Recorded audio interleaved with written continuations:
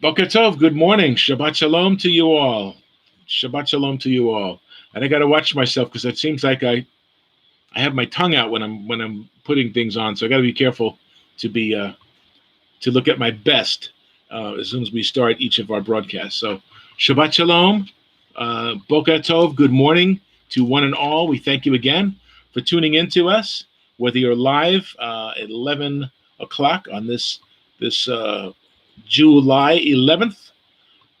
It's a little overcast here in Glendale, New York, but it's not so bad.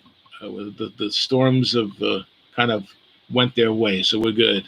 So once again, it's great that you've tuned in, whether it's live or whether it's whatever time it is. So I wish you a Laila Tov, a good evening as well, a good afternoon to you as well, whenever you're tuning in.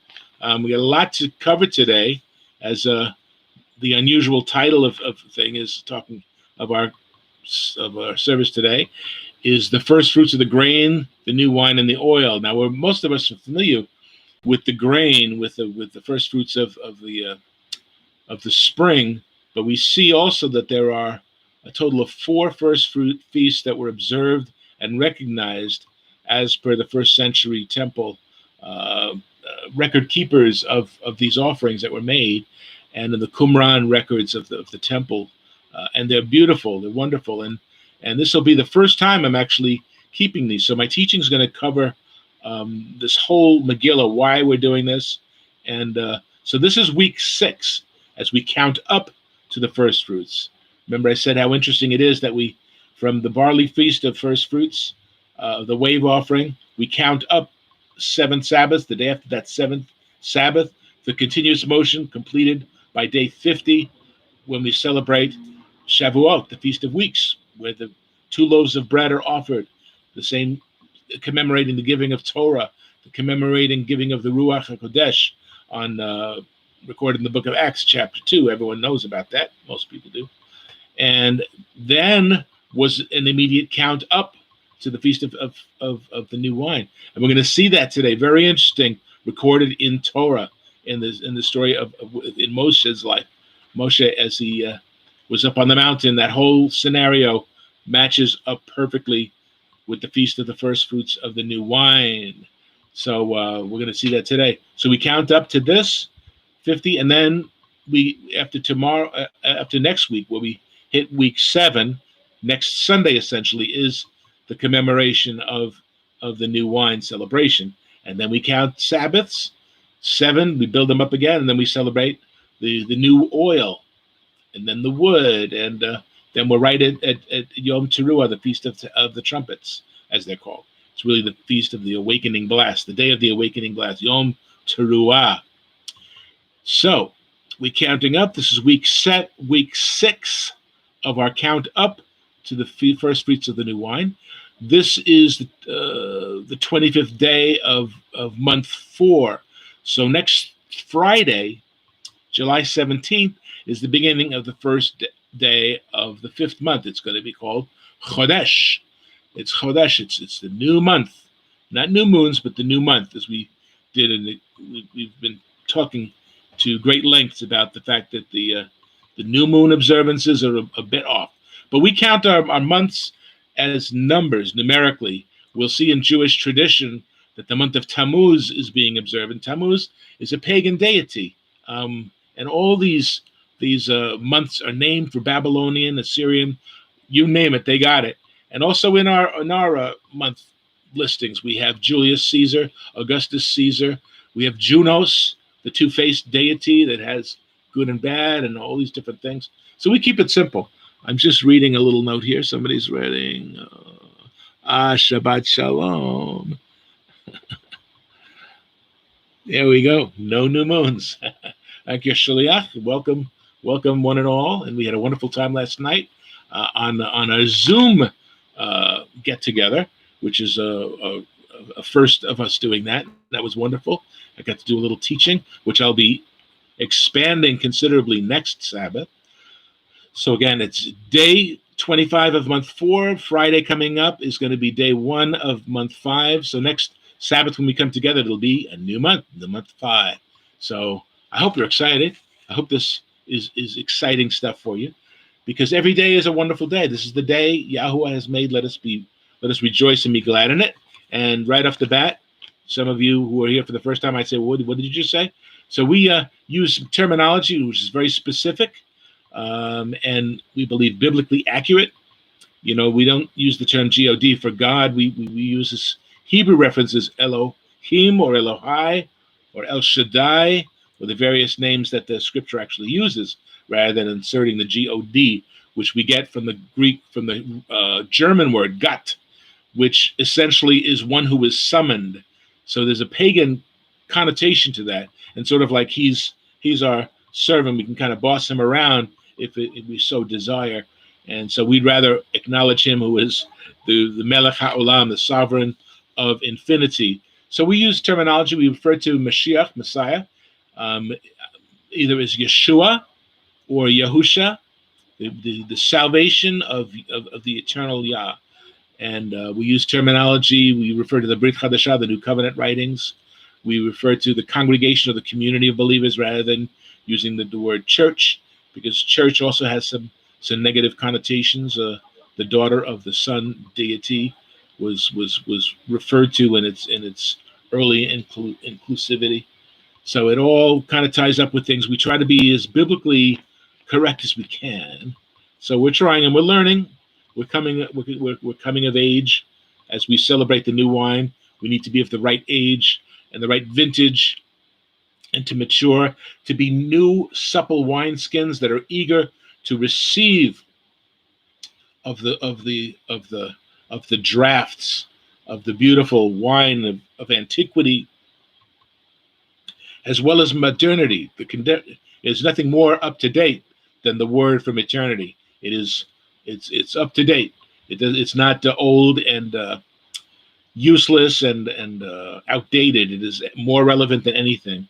We have to shy away from all the new stuff, all the new trendy things that come up, and we're trying not to include these things, obviously, because we want to be faithful to the eternal Elohim Yahuwah, and He is the eternal one. He is the one from before. He is the Alpha, the Omega. He comes from before we can possibly even consider his origins, because there was no origin. He is eternal. He's the eternal one, Yahuwah.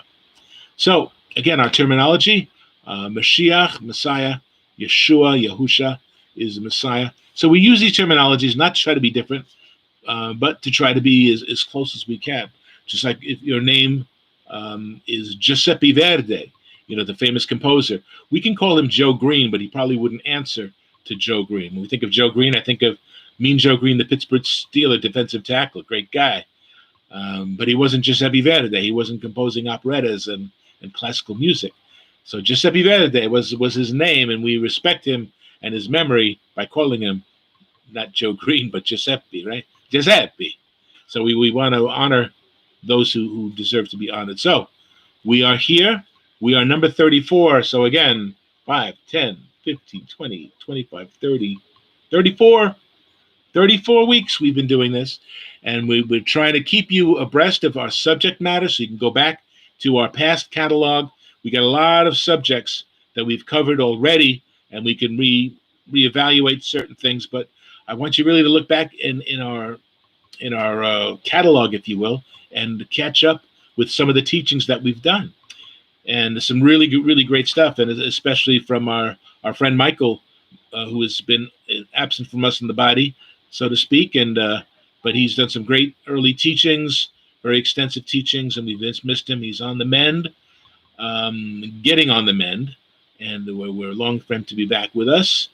But a lot of subjects we've already covered, and the world is our oyster, so to speak, since we discovered this YouTube channel.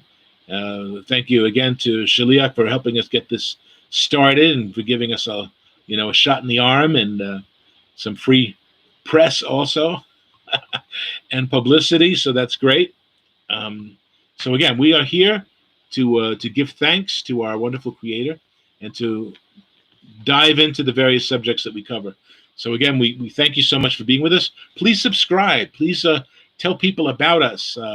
Spread the word. We're happy with the 40s, the 50s, the 60s, the 70s, the hundreds that we've been getting.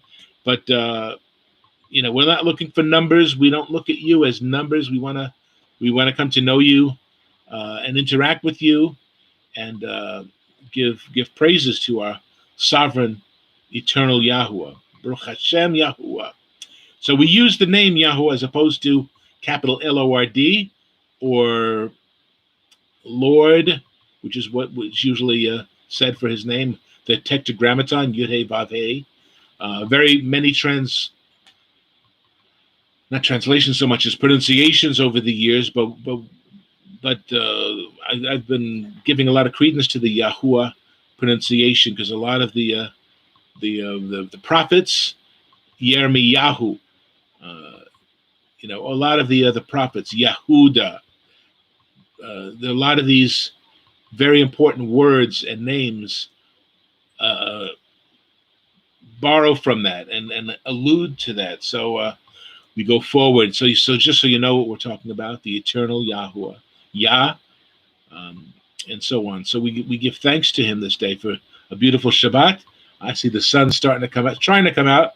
Come on, don't be bashful. The sun, the Shamash, the servant, Shemesh, Shamash, he is the servant. He is the great light in the sky that is the servant of all. He gives us light and heat and warmth, guided by the eternal Yahuwah and the path that he follows day by day by day by day. And even on a lousy, overcast day, he's still there. He's still serving in whatever capacity he can. So we're thankful for this day. And we thank you so much for being with us. We got a lot to go on, so I should go right to it, right? Get on with it, you should be saying to me. Get on with it. Get on with it. What you waiting for? Get right and going. Okay, so we begin with our Torah procession. We give thanks to our wonderful Creator, who is Noten HaTorah. He is the giver of Torah. He's the one who bestows upon us his truth, his eternal truth. This isn't freshly printed. This isn't just the latest news. This is from antiquity, but doesn't age a day. It is fresh. It is chadash. It is new. It is kenos. It's not neos. The word for new in the Brit Chadashah, New Covenant, Greek. Neos refers to new, immature, not fresh so much as new. Just brand new, off the boat, so to speak. The old frame, which is not politically correct, of course, but inexperienced, immature. Whereas kenos refers to freshness, refers to, hey, I can go for that because it's tested, it's been proven, it has a history to it. So it's not something that we have to experiment with. The word tells us to prove all things, test all things. Amen. So we give thanks as we prepare for our Torah. We begin after my little spiel here. We go to our readers. We're going to have various portions read and short commentary, and then I'll go into the main subject. So bear with us and praise the eternal Yahuwah with us, please.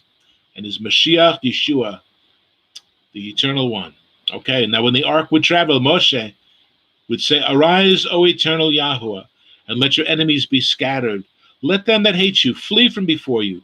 For from Zion shall go forth Torah, and the word of Yahuwah from Yerushalayim. And together, blessed be he who in his holiness gave Torah to his people Yisrael." So we say, Ki metzion de'tzeh Torah udvar Yahuwah me Yerushalayim. For from Zion shall go forth Torah, and the word of the eternal Yah from Yerushalayim. Amen. Baruch et Yahuwah hamivorach. Baruch Yahuwah hamivorach le'olam voed. Baruch Ata Yahuwah Eloheinu melech haolam asher bacha banu mikol ha'amim v'natan lanu et Torato. Baruch Ata Yahuwah noten HaTorah. Amen. Amen. Bless Yahuwah, the Blessed One. Blessed is Yahuwah, the Blessed One, for all eternity. Blessed are you, O eternal Yah, our Elohim, sovereign of the universe, of infinity, who has chosen us from all peoples and has given us his Torah.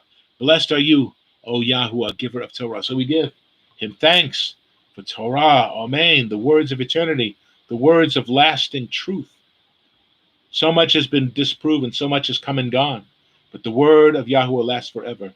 The grass will wither, the flowers will fade, but the word of the eternal Yahuwah Elohim will last forever. Amen. And we give you thanks for that, Father. You haven't given us something that's going to be outdated or obsolete next week. This has been going for thousands of years and will go on to infinity, Abba. And we give you thanks for all things, B'Shem Yeshua. Amen. Amen. Amen. Amen. So we give thanks to our wonderful Savior and Redeemer, and the one who is, who was, and will be. Vehu haya, vehu hove, vehu yeh patifara, who was, who is, and who shall yet be, all glorious through eternity. So we give him thanks. We give him praise. And I now yield the floor, so to speak, metaphorically. Nobody else is on this floor except for me and my beloved here. So we have some people on the phone, I believe. And again, once we get to know each other, you're welcome to join our phone offerings on the Sabbath morning. You're welcome to, after we come to know each other, and you come to see things my way. You come to know the truth, and we share these bonds, and you'd be surprised, or maybe you won't be surprised, how many people there are within the body, and they are growing, and they are seeking out fellowship, and we're seeking for truth. We are commandment keepers. We are those who are seeking the greater truths. Amen. So who is our first reader today? Might that be, by any chance, Patricia? Yes. All right. Patricia, what would you like to read today? I'm reading Psalm 19. Psalm 19, everybody. You can all turn there. Give me a secundo. Amen. Psalm 19. The heavens declare the glory of the Elohim. The skies proclaim the work of his hands. Day after day they pour forth speech. Night after night they display knowledge. There is no speech or language where their voice is not heard. Their voice goes out into all the earth, their words to the ends of the world. In the heavens he has pitched a tent for the sun, which is like a bridegroom coming forth from the pavilion, like a champion rejoicing to run his course. It rises at one end of the heavens and makes its circuit to the other. Nothing is hidden from its feet. The law of the eternal is perfect, reviving the soul. The statutes of the eternal are trustworthy, making wise the simple. The precepts of the eternal are right, giving joy to the heart. The commands of the eternal are radiant, giving light to the eyes. The fear of the eternal is pure, enduring forever. The ordinances of the eternal are sure and altogether righteous. They are more precious than gold, than much pure gold. They are sweeter than honey from the comb. By them is your servant warned. In keeping them there is great reward. Who can discern his errors? Forgive my hidden fault. Keep your servant also from willful sin. May they not rule over me. Then I will be blameless, innocent of great transgression. May the words of my mouth and the meditation of my heart be pleasing in your sight. O eternal, my rock, my redeemer. Amen. Beautiful. Psalm 19 is a song of praise. It rejoices in the laws, precepts set down by Elohim, and asks the eternal to find favor in those who follow them. The goal is to bring change and transformation in the life of a believer. In essence, this psalm says that to know God, Elohim, is to know his word. Yes. To know his word means be to change. Elohim's laws are perfect. His commands radiant. His statutes trustworthy. Keeping Elohim's laws is rewarding. Elohim is the only unchangeable reality wherever you are. Life or death, he will be there. He is the ultimate reward to those who love him. Amen. Amen. Amen. The ultimate reward of those who love him, yes. And the Torah of the eternal Yahweh is perfect, converting the soul, reviving the soul, giving life and purpose and meaning to the soul. So Torah is instruction, and it is perfect, and it perfects us, and it is pure, and it lightens the eyes. So one of the more beautiful, you can't be too selective in the Psalms because they're all wonderful, but this Psalm 19 is definitely one of the great ones. Let the words of my mouth and the meditation of my heart be acceptable in your sight. You know, regardless of where we are during the course of our day, of our week, of our month, of our year, we need to pray that prayer. The words of my mouth and what is ruminating in my heart, are they acceptable in your sight, Abba? Are they? Because I need you to erase any presumptuous sin. We should not be even entertaining these things, because again, we invite him to understand the meditations of our heart, that they would always be acceptable. So what a beautiful psalm. Thank you, Pat. Very, very good. Amen. Anything else?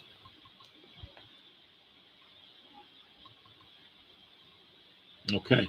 Gilbert, are you next up? Yes. All right. I'll be reading from James chapter 3. Okay. The book of Yaakov, better known as James. One day we'll start printing Bibles where Yaakov's name is reinstated. You said chapter 3, sir? Yes. Okay. Yaakov 3. My brethren, be not many masters, knowing that we shall receive the greater condemnation. For in many things we offend all. If any man offend not in word, the same is a perfect man, and able also to bridle the whole body.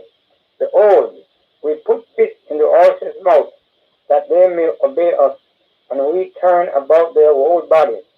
Behold, also the ships, which though they be so great, and are driven with fierce winds, yet are they turned about with a very small helm. Whithersoever the governor listeth, even so the tongue is a little member, and boasteth great things. Behold, how great a matter a little fire kindles. And the tongue is a fire, a world of iniquity. So is the tongue among our members, that it defileth the whole body, and setteth on fire the course of nature, and it is set on fire of hell. For every kind of beast, and birds, and of serpents, and of things in the sea, is tamed and hath been tamed of mankind. But the tongue can no man tame. It is unruly, evil, full of deadly poison. Wherewith bless we Elohim, even the Father, and therewith first we men, which are made after the similitude of Elohim. Out of the same mouth proceedeth blessing and cursing. My brethren, these things ought not to be so. Does a fountain send forth at the same time place sweet water and bitter? Can the fig tree, my brethren, bear olive berries, either a vine, figs? So can no fountain both yield salt water and fresh. Who is a wise man and endure with knowledge among you? Let him sow out of a good conversation his works with meekness of wisdom. Mm-hmm. But if ye have bitter envying and strife in your heart, glory not and lie not against the truth. This wisdom descended not from above, but is earthly, sensual, devilish. For where envy and strife is, there is confusion, and every evil work. But the wisdom that is from above is first pure, then peaceable, gentle, and easy to be entreated, full of mercy and good with truth, without partiality and without hypocrisy. And the fruit of righteousness is sown in peace of them that make peace. Amen. Amen. Amen. This chapter, James regards as the tongue, is more properly a teacher.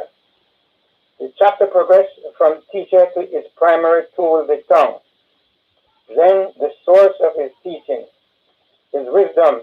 James warned the many who were seeking to teach in the church. Since the early churches, it was very easy matter to teach in the synagogue as well. Both Yeshua and Paul demonstrate that even strangers could teach. Anyone who thought he had the gift to teach would also want to use it, and it was misused. James' warning is twofold. One, the teacher will receive greater scrutiny from Elohim because the teacher often passed judgment upon his hearers. And two, the primary teaching tool is the tongue, which no one can control sufficiently. The tongue is a system which is of the world of iniquity that sets on fire the whole course of life and is even set on fire by Satan.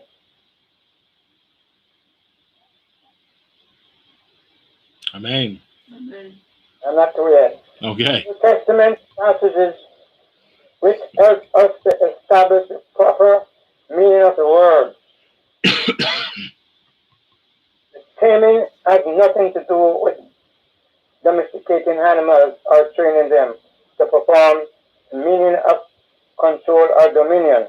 Mankind can control every lesser creature, but no one can control his own tongue. As salt water cannot make sweet water, so the person who curses others cannot bless Elohim. The cursing of people truly indicates what lies within a person.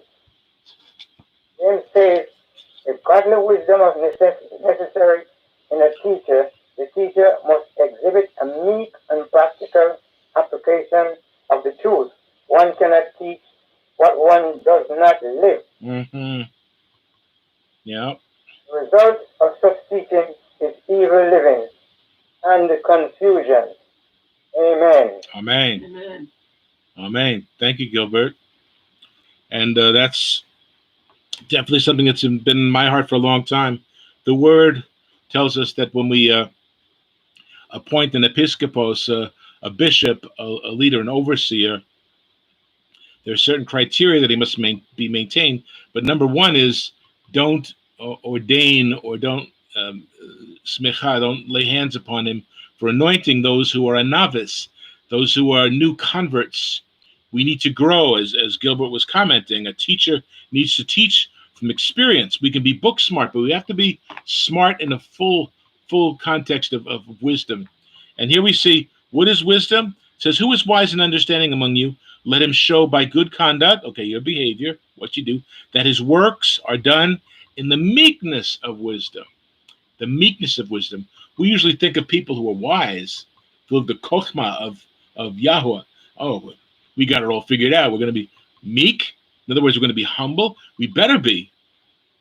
The greater humility and the greater requirement of humility are laid upon those who have the knowledge, who have the ability to teach. That's why he says, let not many of you become teachers. Don't. It's not a big paying job, knowing that we shall receive a stricter judgment.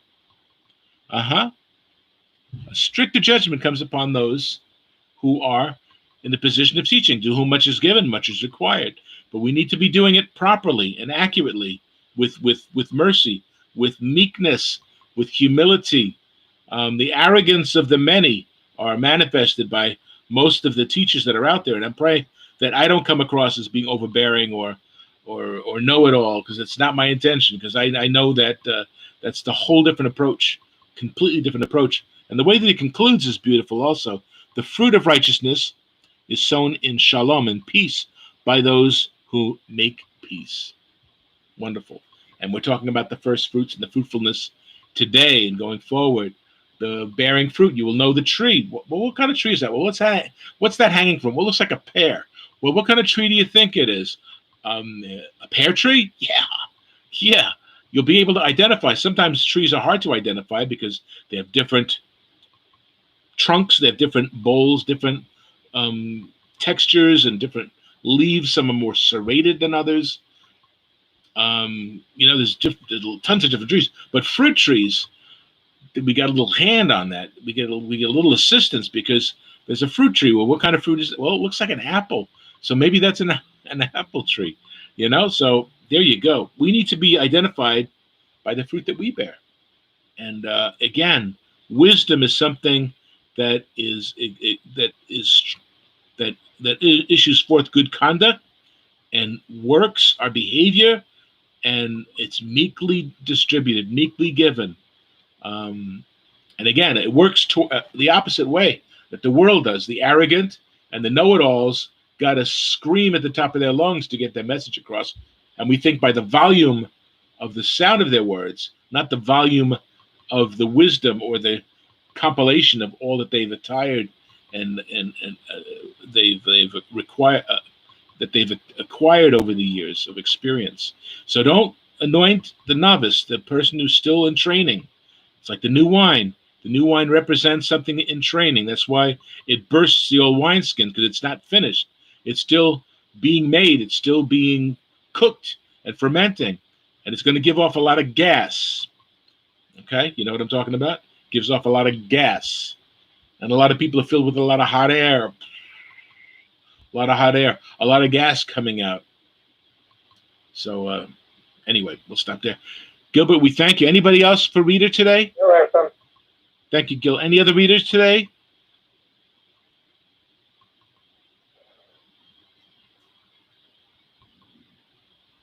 Anybody else have anything to share?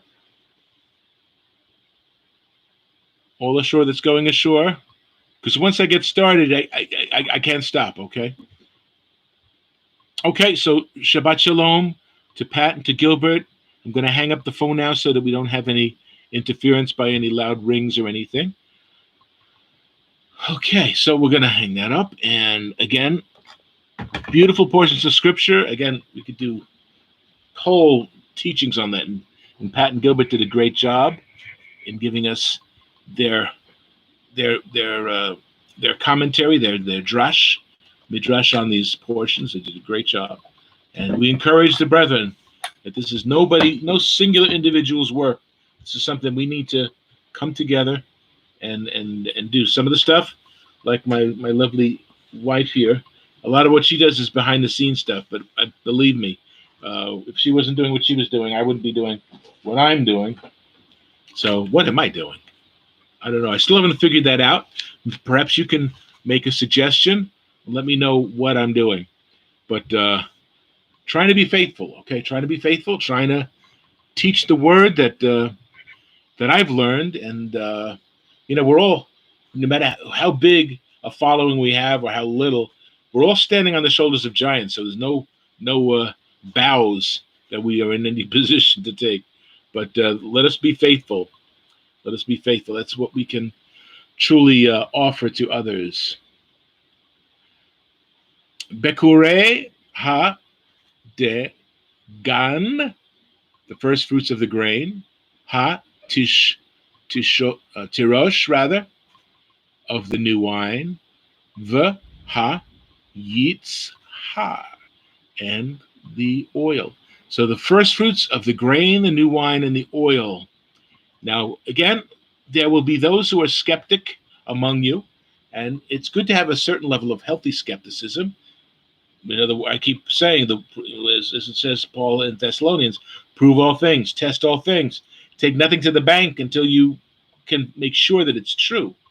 And that's why we give you, actually, I kind of motor through my teaching, so I don't say, okay, everyone, go here, and I'll wait 5 minutes while you get there.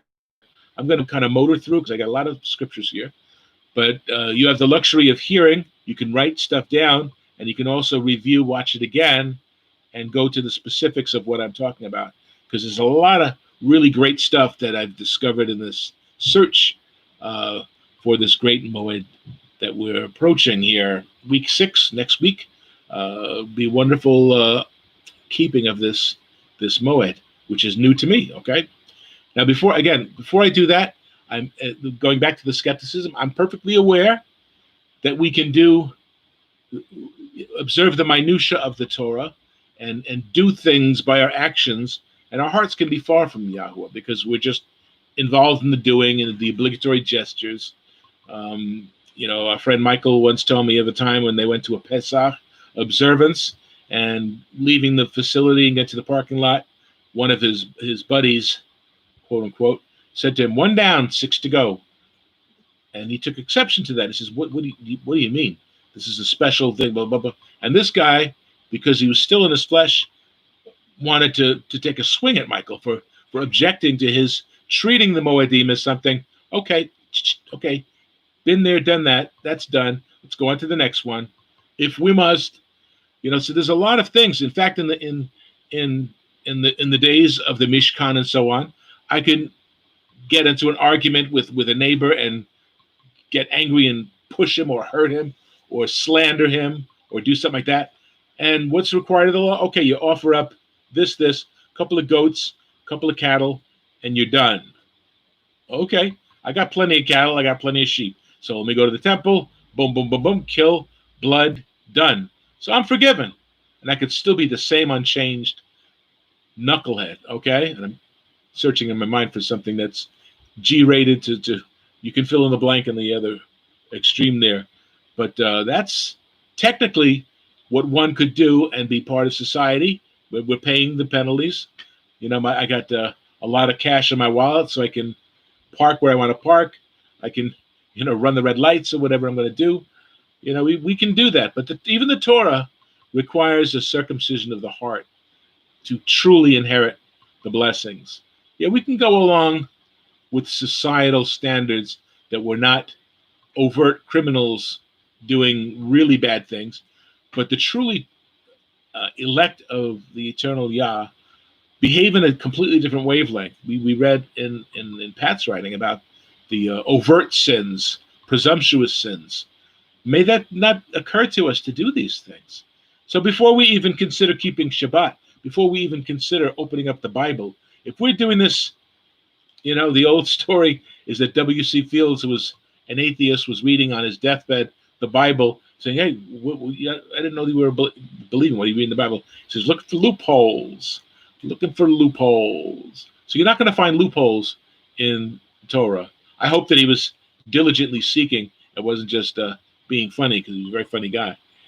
So let us enter into this new realm to us, But it is a beautiful, beautiful. The symbolism is amazing.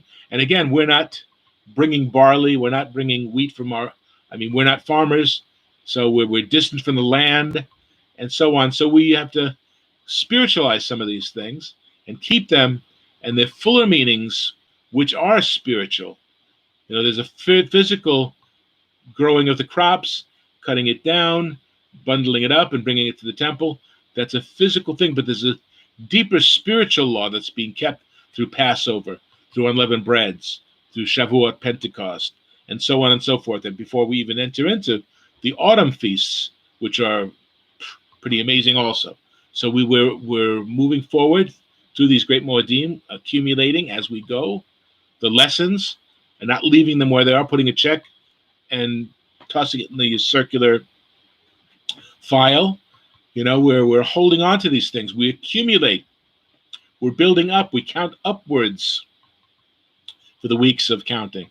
So anyway, at the outset, I want to make that clear that we're not saying, if you do it this way, you're going to be fine. No, your heart's got to be in the right place. Your mind's got to be in the right place. Your purpose for life, for being a believer, has got to be sincere and pure, and it's got to be right. It's got to be right. It's got to be told. It's got to be good and well. So as we begin, the scripture tells us that a full cup of wine represents a fullness of joy, right? Blessings and prosperity. So the idea of the symbols of these things, the oil, of course, represents the ruach, the anointing, and so on and so forth, and the grain, our sustenance. So we're going to go through various Psalms initially. Psalm 16, verse 5. Psalm 16, verse 5, which says, O Yahuwah, you are the portion of my inheritance and my cup. You maintain my lot. So again, what is the cup? The cup is a full cup to the brim of a choice wine of a rare vintage of evidence, the hine. As I'm saying, whenever we say behold or look, the word is hine, which means look, there is this, and there's evidence following the hine's announcement, right? So you are my portion. How are? Because of this. And we give evidence. So that's the hine. So you are the portion of my inheritance, and my cup. You maintain my lot, my whole everything, right? The eternal Yah is my shepherd. I shall not want for anything, because it's all being met. And also, that's from Psalm 23. Psalm 23:5 says, you anoint my head with oil, and my cup overflows. So here we see the oil and the wine, both represented in that psalm, that our heads are anointed with oil. And I remember Dave Rosenberg used to say, when we would rejoice in the Lord, we'd be sweating on our foreheads. And of course, our sweat is kind of oily. So it's the oil of gladness, the anointing upon our heads, upon our thinking. Okay, Psalm 104. So our cup overflows. It's more than abundance. And that's what he wants for us, abundant life. And we're not talking about name it, claim it, grab it. I'm sorry, let me go back. The name it, claim it crowd.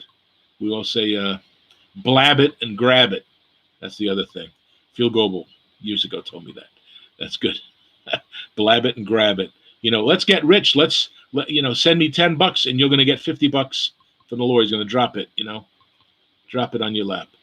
We're not talking about that kind of prosperity. We're talking about life quality. So Psalm 104 verse 14 says, he brings forth food from the earth, and wine that makes glad the heart of man, oil to make his face to shine, and bread which strengthens man's heart. Is that a beautiful, beautiful statement? And when we think of the principal products of the land of Canaan, the land of milk and honey, what were the main products? They were grain, wine, and oil.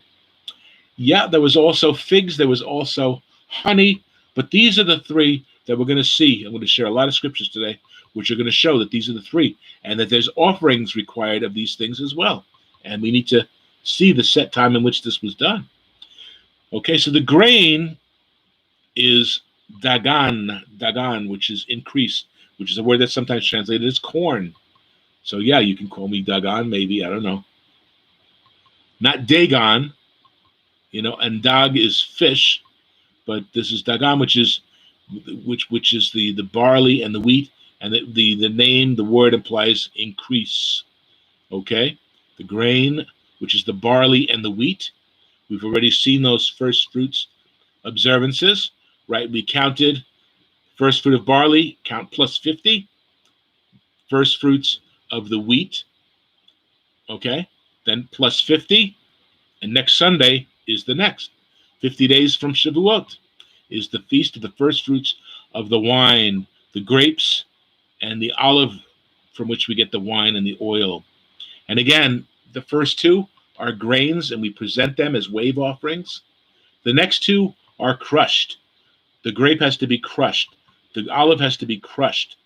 And these moedim, these appointed times of these celebrations, involve within us a certain crushing, a certain undoing, death to self, and living in him. Okay? The book of Solomon, called the Song of Songs, chapter 1, verse 2, his love is better than wine. Because the wine makes us merry, changes our way of thinking, not to get drunk and crazy, passing out and vomiting, that whole stuff. No, we're talking about those who understand the proper ingesting of wine is a merry occasion. It usually comes with a celebration. not drinking, wine in a juice cup at 3 in the morning alone. That's not what the wine symbolizes. Psalm 116, Psalm 116, verse 13. You should all know this one. I will take up the cup of salvation. Okay? Kos Yashuatot. Okay? Cup of salvations, plural. And call upon the name of Yahuwah. We'll take up the cup of salvations, Yeshua, Yahusha, and call upon the name of Yahuwah. So the other thing with wine, it must be allowed to mature. I mentioned last night the old Orson Welles commercial, we serve no wine before it's time. So time is of the essence, time invested, time to mature. Again, we talked about this last week when I talked about the father, talked about Abraham. He had to mature before he can have Yitzhak and then offer him on the altar. That was something that wasn't going to happen the first week of his exodus from his homeland. He had to grow into that person that would have been able to do that.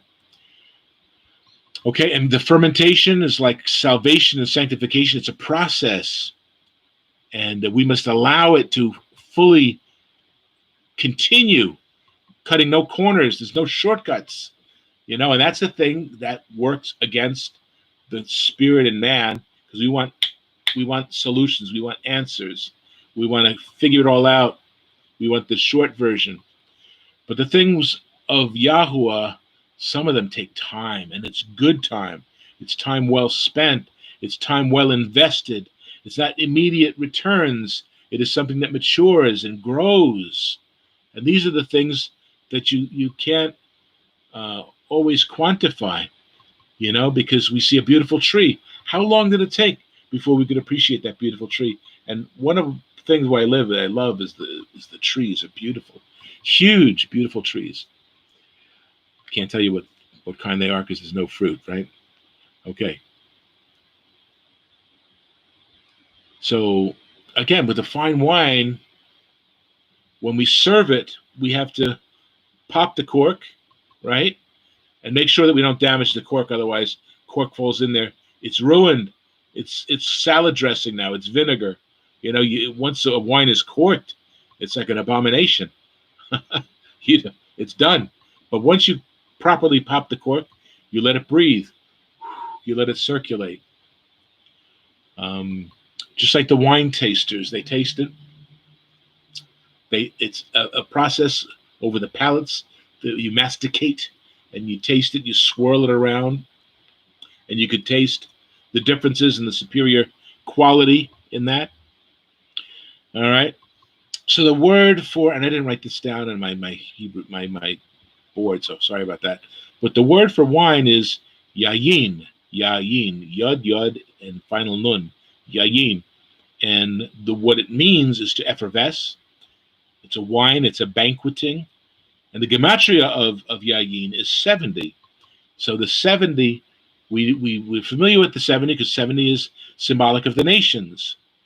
And disobedient Israel was called the rebellious nations of Israel, right? So the nations are an important concept throughout the scriptures, and the wine represents the nations also. We see in Deuteronomy 32:8, when the Most High divides the inheritance of the nations, when he separates the sons of Adam, he sets boundaries of the peoples according to the number of the children of Israel. Okay, so a little mystery there. So what is the number of the children of Israel? Well, I'm glad you asked. If we go to Bereshit, Genesis 46, verse 27, all the persons of the house of Jacob, or Yisrael, were 70. Shemot, Exodus chapter 1, verse 5. All those who were descendants of Yaakov were 70 persons, 70 nephesh, 70 souls.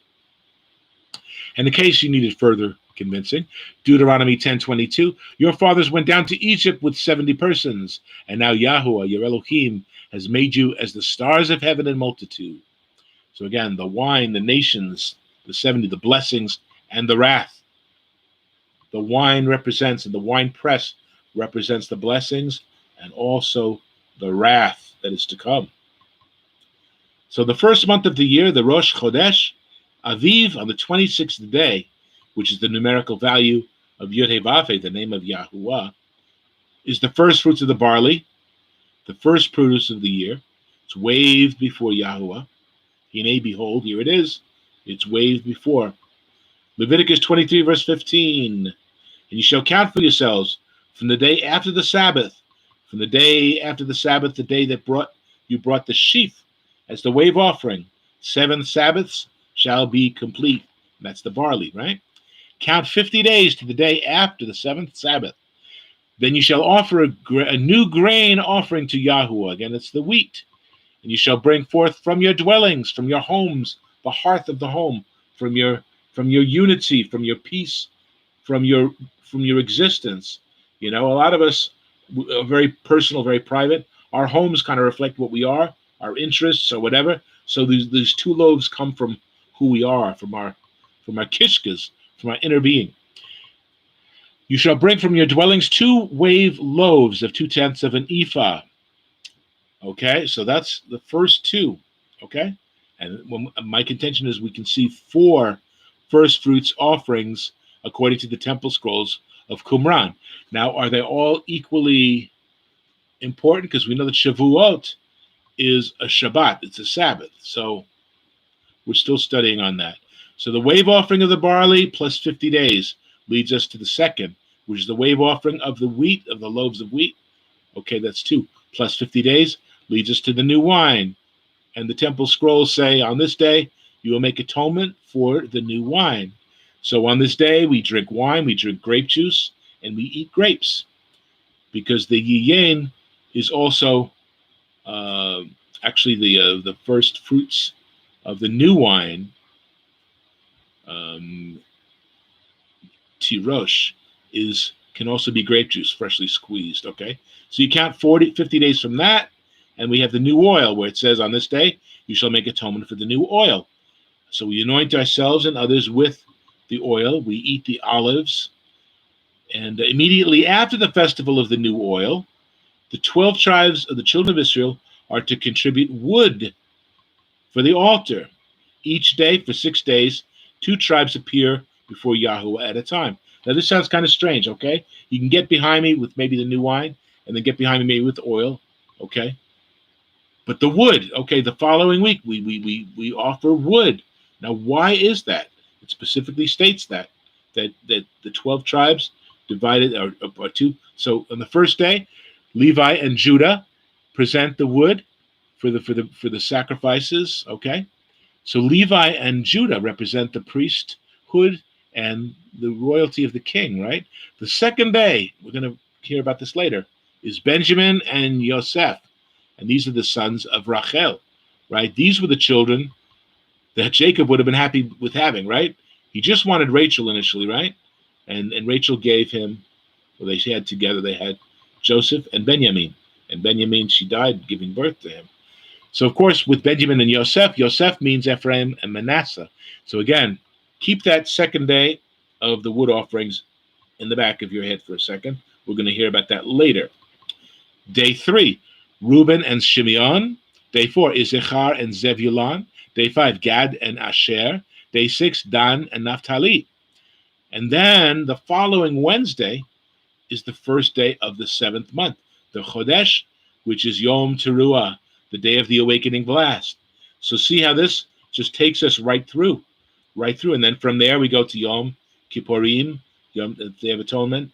And then from there we go to Sukkot, Feast of Tabernacles, and the 8th great day. All of that, it's a doorway through to the end of the year, the agricultural year. Okay, and the 4 is essential because it teaches us a sense of completeness, right? Because the following Wednesday, which is the Sunday, Monday, Tuesday, Wednesday, the 4th day of the week, is important. And 4 represents completeness, fullness. I'm going to read my little notes here. On day 4, the month begins as the celestial lights complete the work of material creation, right?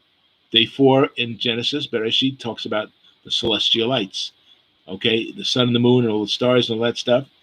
And it creates the background to be inhabited on day 5 and 6 by all created creatures and beings. There's 4 seasons and 4 intercalary days as seasonal markers. Each month has 30 days, but that leads us to 360 days. There's 4 additional days to make it 364. There's 4 elements: earth, wind, and fire, of course, as well as earth, wind, fire, and air. So there's 4. There's 4 regions and directions: north, south, east, and west, of course. 4 divisions of day: morning, day, evening, night. Especially in the Hebrew, we see that. The river that left Eden parts into 4 riverheads going in 4 different directions. There's 4 nucleobases, which are adenine, thymine, guanine, and cytosine, okay?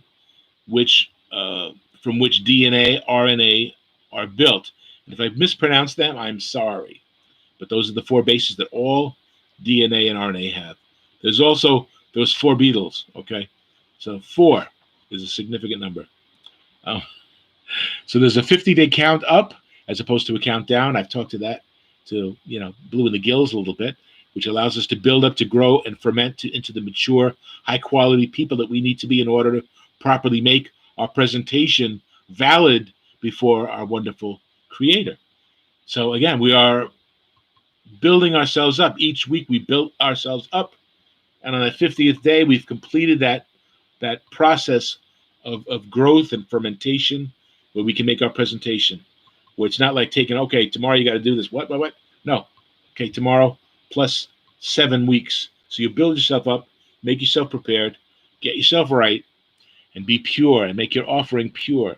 So the new wine is not yayin, as I said, but it is tirosh, rather. Tirosh. So if that sounds somewhat familiar, the word rosh is right there, which means the head. It means the new. It means the start. Okay. Tirosh, as new wine, as it's translated new wine, it implies freshness, newness, a sweet wine, grape juice that's just squeezed out can also be tirosh. And also, when you look at the Hebrew letters together, the tav, which is the covenant sign. Remember, that's the sign of Cain. It's the sign given to protect those that are his. It originally looked like an X, the sign of the covenant. So the covenant head is sort of what that word means. The new wine represents the head of the covenant, the start of the covenant. The wine representing the maturing, qualitative beverage that illuminates the eyes and makes us thinking clearly. Okay. We go to the book of Numbers, chapter 18, with verse 11, in which Aaron and his sons are given the right to the offerings of the first fruits. So we're going to see that these are also included in the offerings, right? This also is yours, Aharon and your sons, the heave offerings of their gift, with all the wave offerings of the children of Israel. I have given them to you and your sons and your daughters as an ordinance forever. Everyone who is clean in your household may eat it. Again, tahor, not tameh. Tahor, you are clean. Tameh, you are unclean. So that which is clean may eat that which is clean. Okay?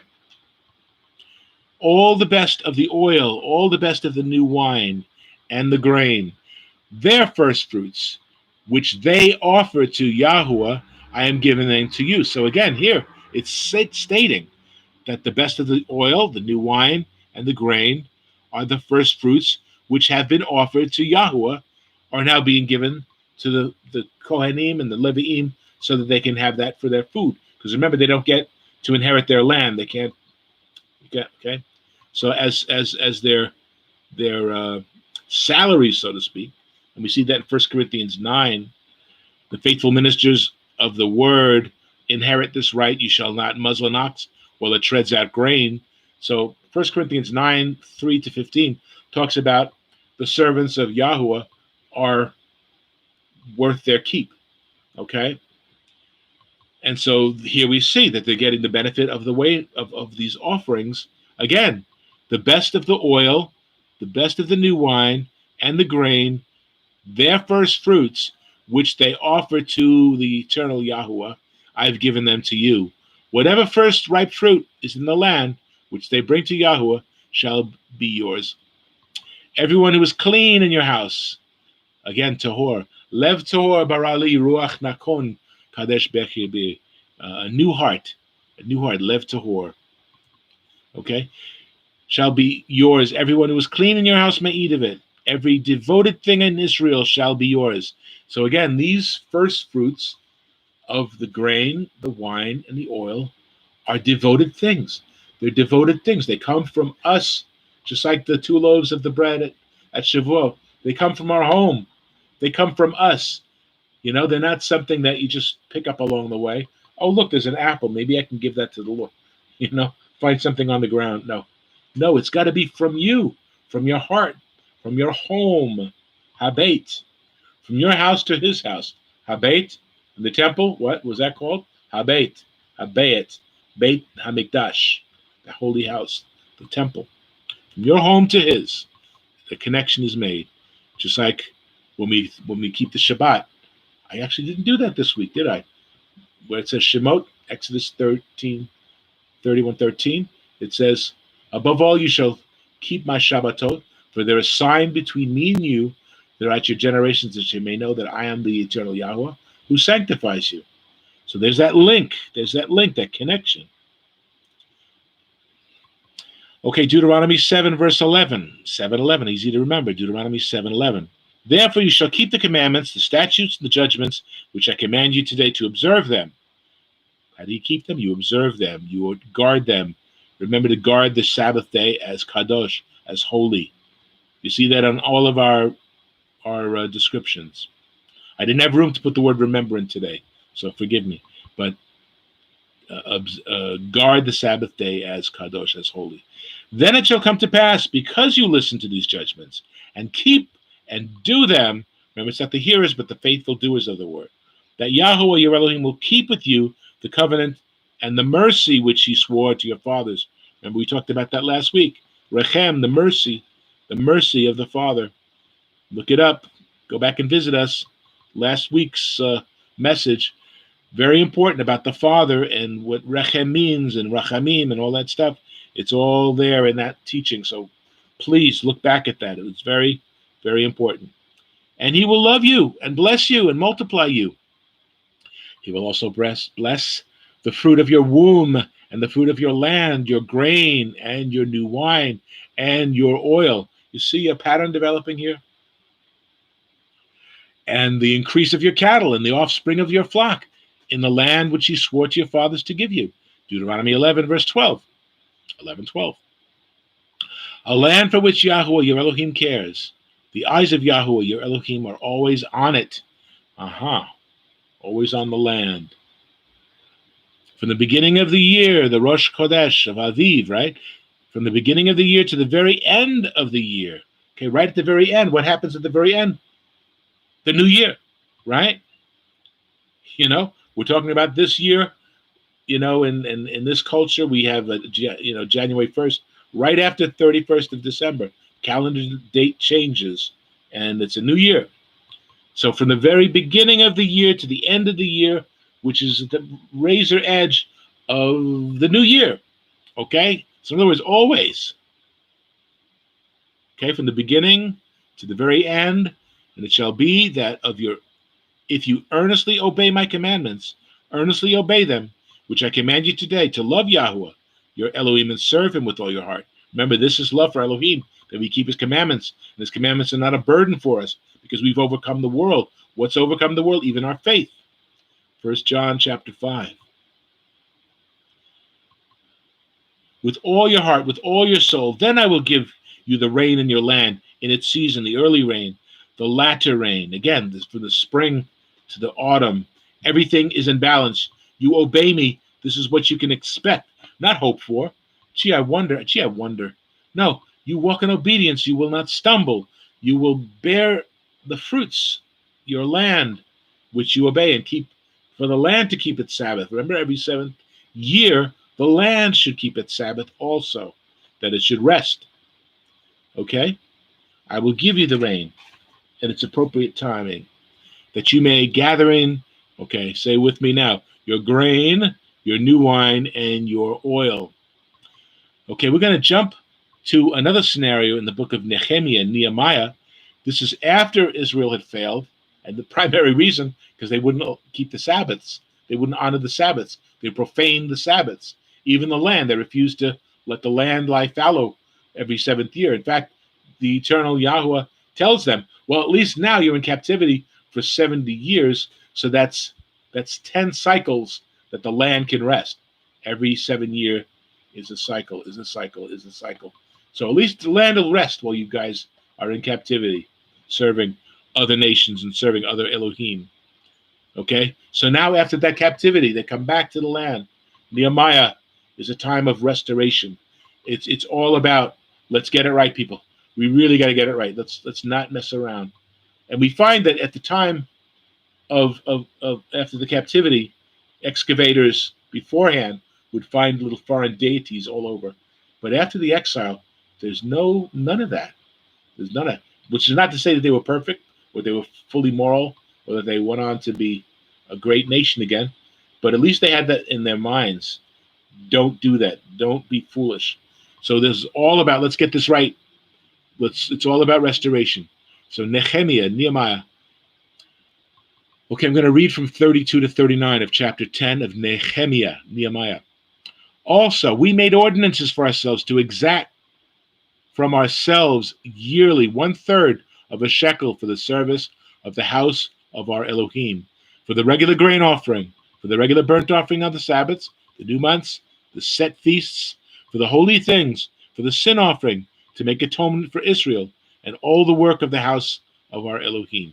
We cast lots among the Kohanim, the priests, the Leviim, the Levites, and the people, Am Haaretz, the people of the land, for bringing the wood offering into the house of our Elohim, according to our fathers' houses, at the appointed times, year by year, to burn on the altar of Yahweh, our Elohim, as it is written in the Torah.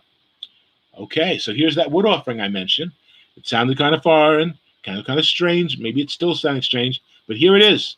They're saying, at the appointed times, we need to bring in the wood offering into the house, as it is written in the law. So where does it say that?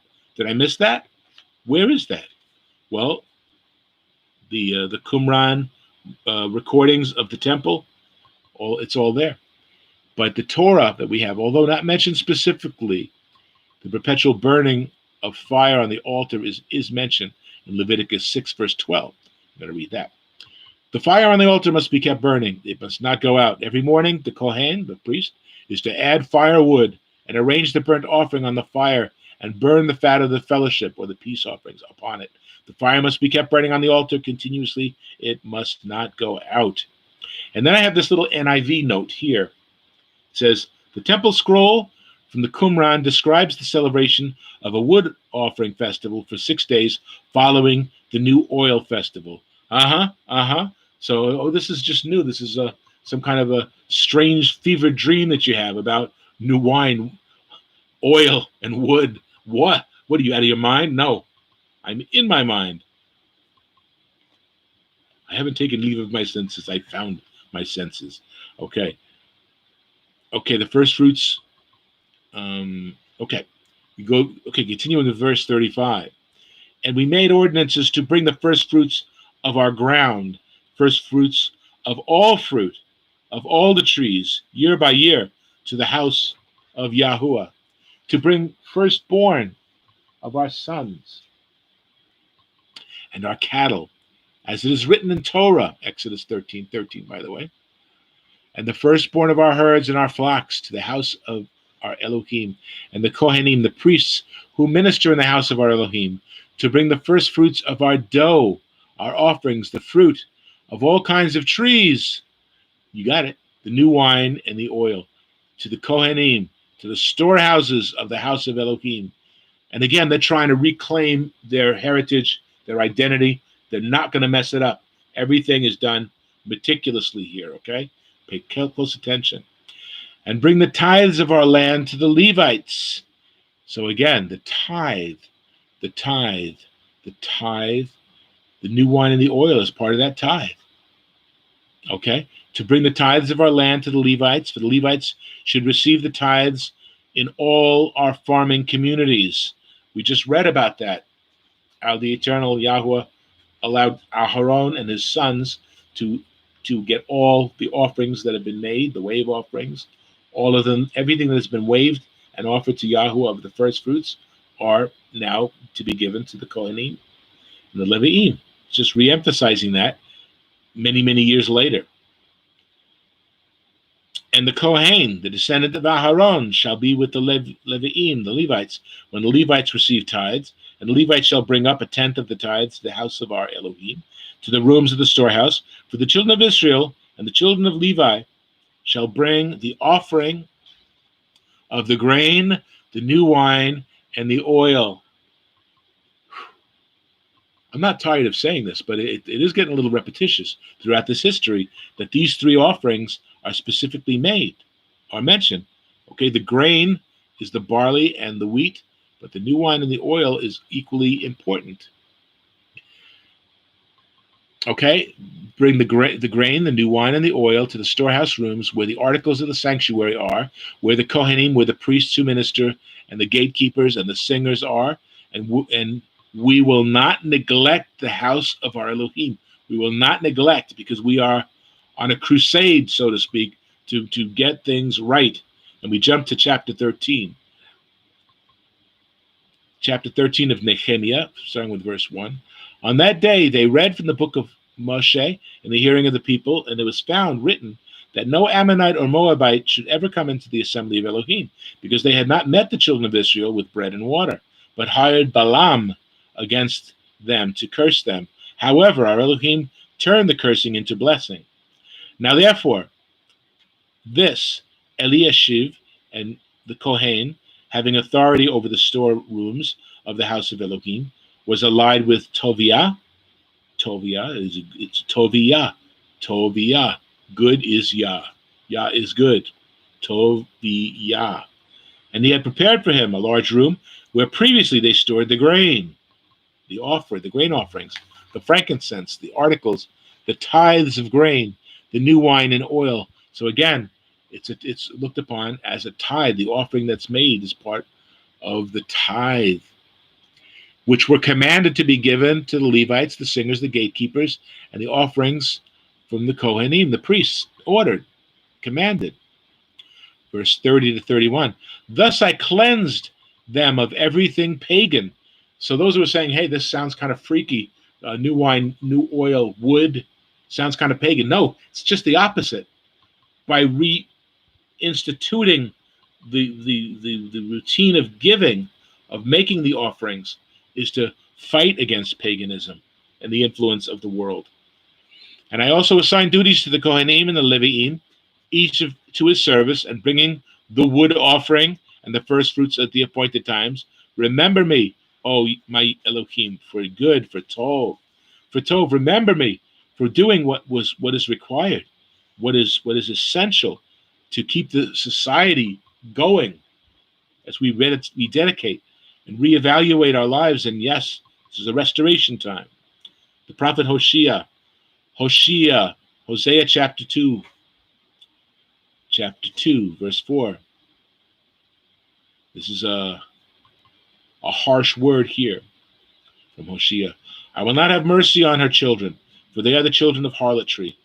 They're illegitimate. They're not children of Yahweh. They're children of his bride going off to lovers, coming home pregnant from them. For their mother has played the harlot. She has conceived them. She has behaved shamefully. And again, this is the symbolism of adultery, when we go whoring after other things, paganism. And that's why Nehemiah is so clear to say, I did everything I could to cleanse them of this paganism. So now we're seeing the events that led to that evacuation of the land. She conceived them and behaved shamefully, for she said, I will go after my lovers who give me my bread and my water, my wool and my linen, my oil and my drink. So she thinks she's getting it from them, and we're going to see something, rude awakening. Therefore, behold, I will hedge up your way with thorns, and wall her in so that she cannot find her paths, and so do further damage to herself, right? She will she will chase her lovers, but not overtake them. Yes, she will seek them, but not find them. So he's doing all he can to keep his wayward wife from her lovers, because he's a jealous Elohim. He doesn't want to share her with these pagan deities. Not find them. Then she will say, "I will go and return to my first husband, Ishi. I will go. Okay, I'll go back to my first husband. I am having no luck tracking down my other lovers, so I might as well go back. For then it was better for me than now." See how this is not really fully repentance? This is kind of like, got nothing else better to do. She did not know.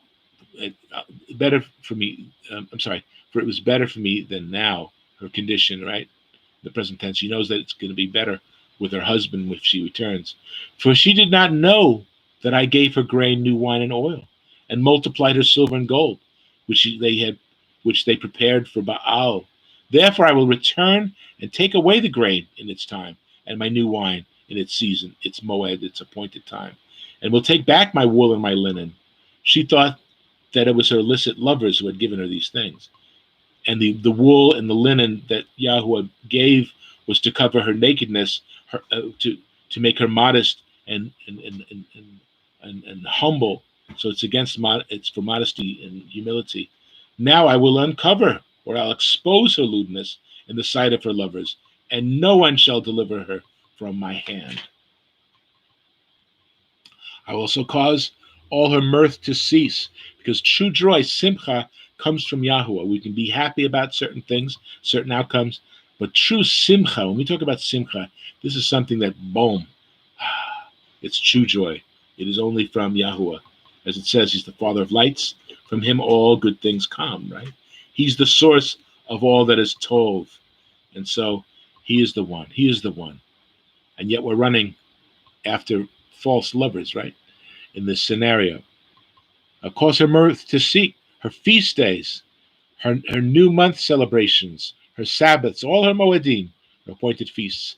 And I will destroy her vines and her fig trees, of which he has said, these are my wages that my lovers have given me.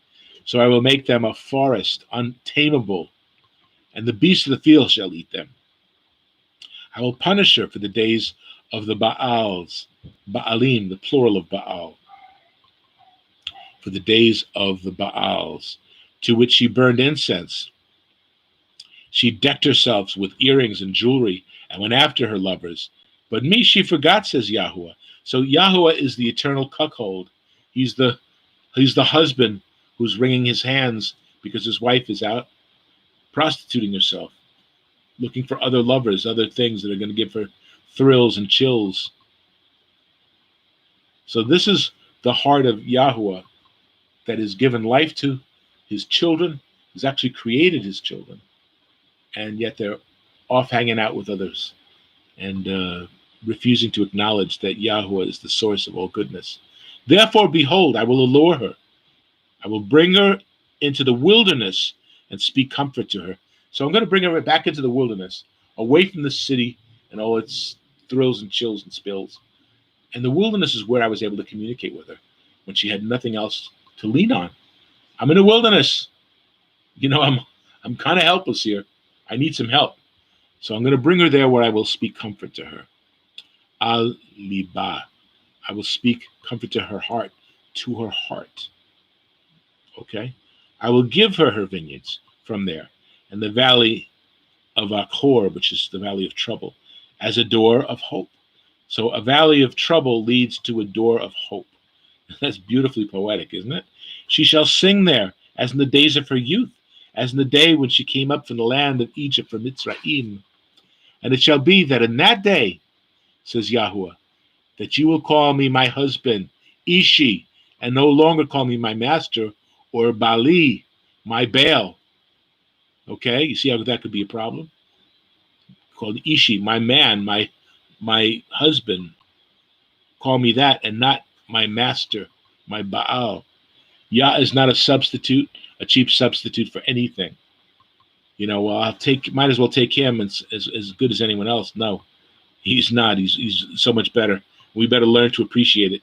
So he had to bring her out into the wilderness for her to finally be reconciled in her thinking. For I will take from her mouth the names of the Baalim, and they shall be remembered by their name no more, no longer. In that day I will make a covenant for them. Okay, I will make a covenant. So once she really appreciates her husband, she's not going to remember anything about her adulteries and her foolishness by their name, by their teaching, by their authority. No more. In that day I will make a covenant for them. Okay? Ve'charati lehem berit. I will cut a covenant. Kara. I will cut a covenant with them. With the beasts of the field and with the birds of the air, with the creeping things of the ground. Bow and battle sword I will shatter from the earth to make them lie down safely. I will betroth you to me forever. Yes, I will betroth you to me in righteousness and justice, in loving kindness and mercy, chesed and racham, compassion, love and compassions.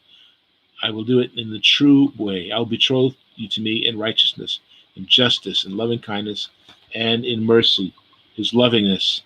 And it's tied to the land. It's tied to his blessing us with his abundance. I will betroth you to me in faithfulness, and you shall know, Yada, Yahuwah.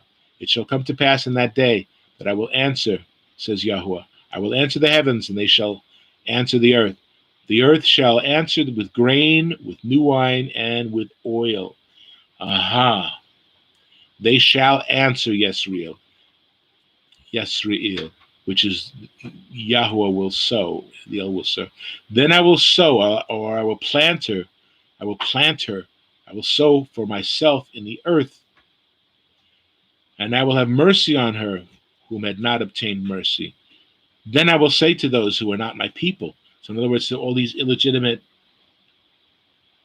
children that she had that were not his seed, I will say to them who are not my people, you are my people. And they shall say, you are my Elohim. So here we see how wonderful Yah is. And this is a big wedding with a lot of wine being poured, a great celebration. You are my people who were once nothing. And we see this in the New Covenant also. Once you were not a people, but now you are the people of Yahweh. You who were once afar off are now been brought near. So this is the covenanted loving kindness of Yahweh. This is his track record. He's not some new deity on the block. He's somebody who's tried and true, who has been faithful. I go to the prophet Haggai now. Haggai, chapter 1, verse 7 to 11. 1, 7, 11. You need to remember? Haggai. Thus says Yahuwah Tzvaot, the Lord of hosts, the Lord of the armies. Consider your ways. Go up to the mountain and bring wood and build the temple, that I may take pleasure in it and be glorified, says Yahuwah. You look for much, but indeed it came to little. And when you brought it home, I blew it away. Why, says Yahuwah Tzvaot? Because of my house that lies in ruins, while every one of you runs to his own house. Therefore the heavens above you will withhold the dew, and the earth will withhold its fruit. For I called for a drought on the land and the mountains, on the grain, on the new wine, and the oil, on whatever the ground brings forth, on men, on livestock, on all the labor of your hands. Then Zerubbabel, son of Shealtiel, and Yeshua, ben Yehozadek, the Kohen Hagadol, the high priest, with all the remnant of the people, obeyed the voice of Yahuwah their Elohim, and the words of Haggai the prophet, Hanavi, as Yahuwah their Elohim had sent them, and the people feared the presence of Yahuwah, the face of Yahuwah. Verse 14, and they came and worked on the house of Yahuwah Tzvaot their Elohim. On the 24th day of the 6th month, in the second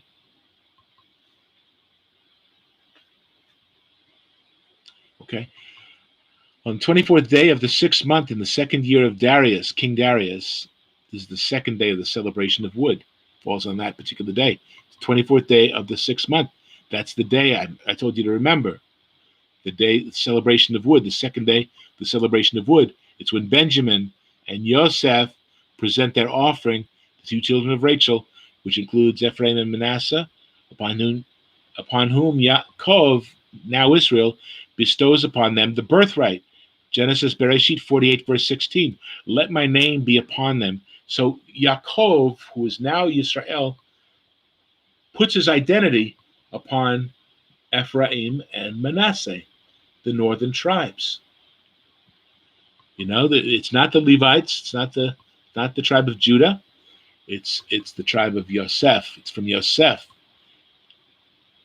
Okay? And it's them who are making this offering on this 24th day of the 6th month, the wood offering. Is it a coincidence? I don't think so.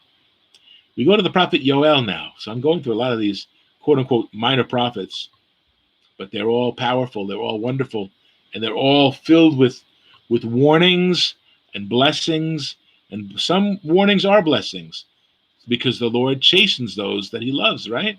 He gives us warning. Look, this is what's going to happen. You're going to want to run away from me? I'm going to withhold the grain, the new wine, and the oil.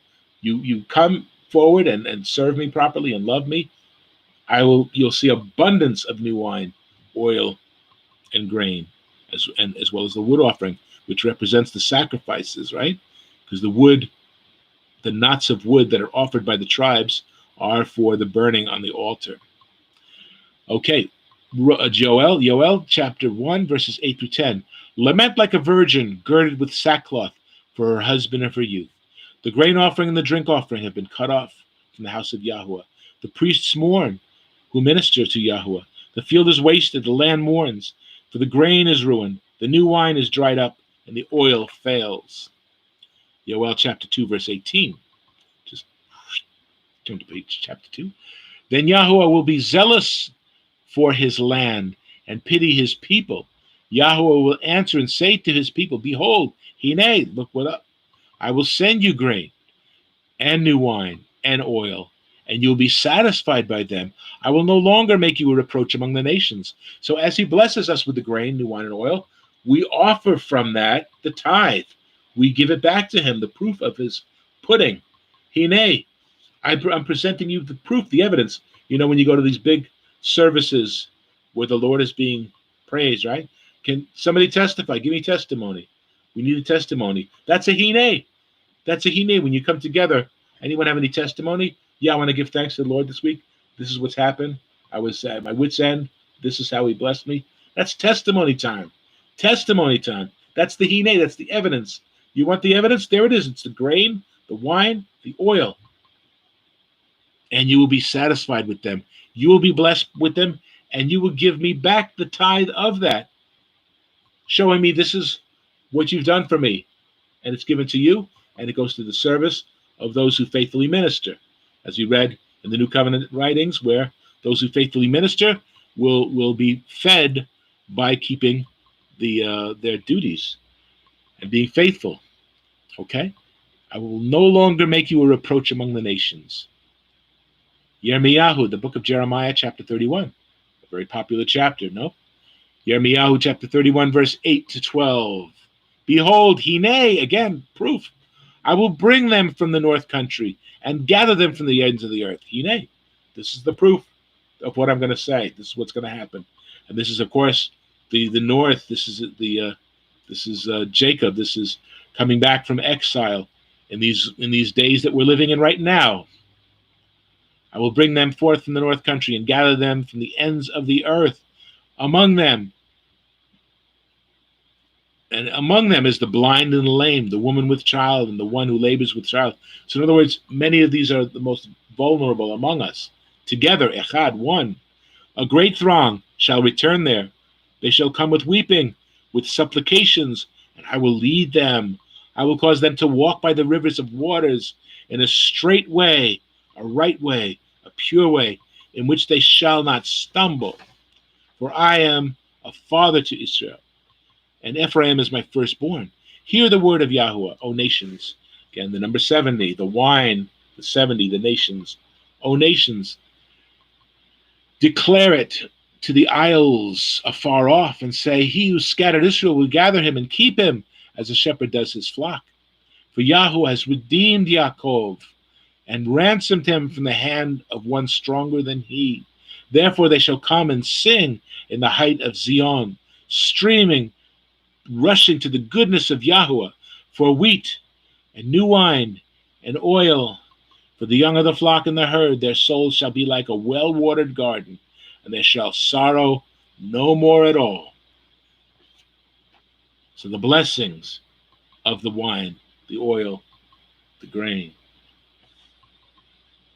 it's Hine. It's bringing back to Yahweh evidence of his blessings on your life. When we come together next Sunday, okay, for lack of a better word, next Yom Echad, after next Sabbath, we celebrate the new wine, and we make a presentation of ourselves as being the new wineskins, presenting to him from us the labors. Micah chapter 6, verse 13. Micah chapter 6, verse 13.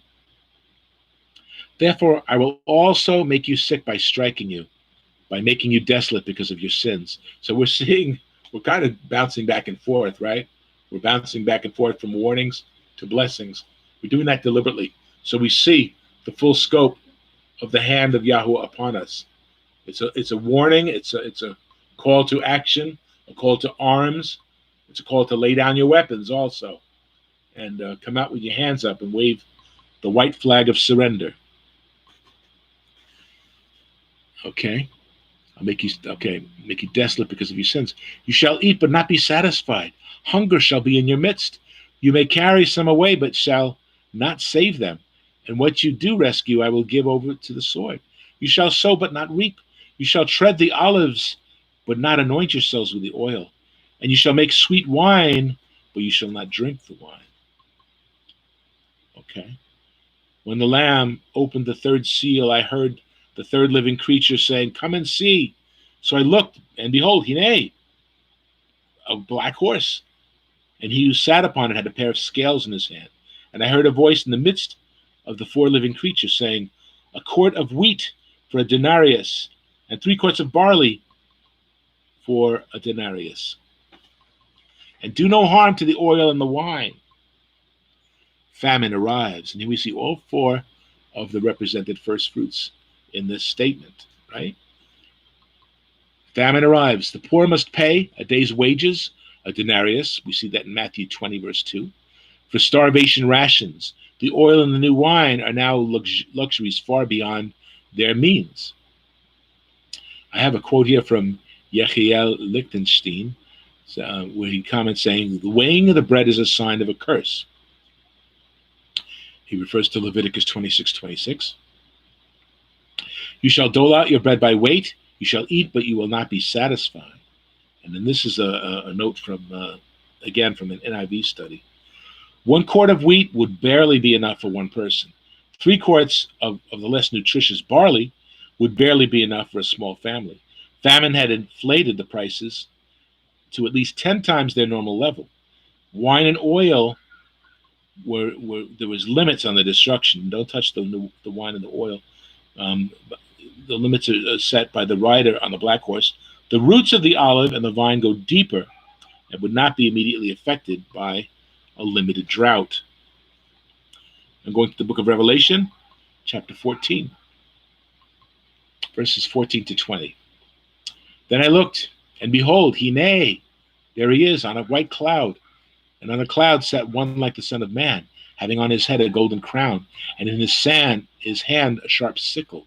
And another angel came out of the temple, crying with a loud voice to him who sat on the cloud, thrust in your sickle and reap, for the time has come for you to reap, for the harvest of the earth is ripe. So he who sat on the cloud thrust his sickle on the earth, and the earth was reaped. Then another angel came out of the temple which is in heaven, he also having a sharp sickle. And another angel came out from the altar, who had power over fire. And he cried with a loud cry to him who had the sharp sickle, saying, thrust in your sharp sickle and gather the clusters of the vine of the earth, for her grapes are fully ripe, the fullness of the goyim, fullness of the nations. So the angel thrust his sickle into the earth, and gathered the vine of the earth, and threw it into the great winepress of the wrath of Elohim. And the winepress was trampled outside the city, and the blood came out of the winepress up to the horses' bridles for 1,600 furlongs. So here we see the winepress. There's a time of wine of joy, but the one who treads the winepress is judgment. The grapes being crushed, smashed. Also, we see Revelation 19:11. He himself treads the winepress of the fierceness and wrath of Almighty Elohim, and he has on his robe and on his thigh a name written, King of Kings and Lord of Lords. Melech HaMelechim v'Adoni HaAdonim, King of Kings and Lord of Lords. A comment from our old friend David Stern. It says, this echoes Joel chapter 3, verses 9 to 13, in which grape harvesting and wine pressing are used as a metaphor for judgment in the context of the eschatological war, and Yeshayahu, Isaiah 63, 1 through 6, in which Elohim treads the wine vat of his fury, pressing out the lifeblood of the peoples. Also, Yirmiyahu 25:15 and 28 to 31. Also, the harvest of Yirmiyahu 51, verse 33, and Hosea 6:11. Also, Messiah's parable of the wheat and the weeds of Mark 4:29, Matthew 13:39 to 42, which Messiah is the reaper of the final judgment. Using angels as his instruments, he treads the winepress. Okay, so again, we get the revival of these feasts primarily from a source of Qumran, the Temple Scroll of Qumran. The Dead Sea Scrolls list all 4 keepings and dedications of first fruits, barley, wheat, new wine, oil, all separated by 50 days and all falling on the first day of the week, Yom Echad.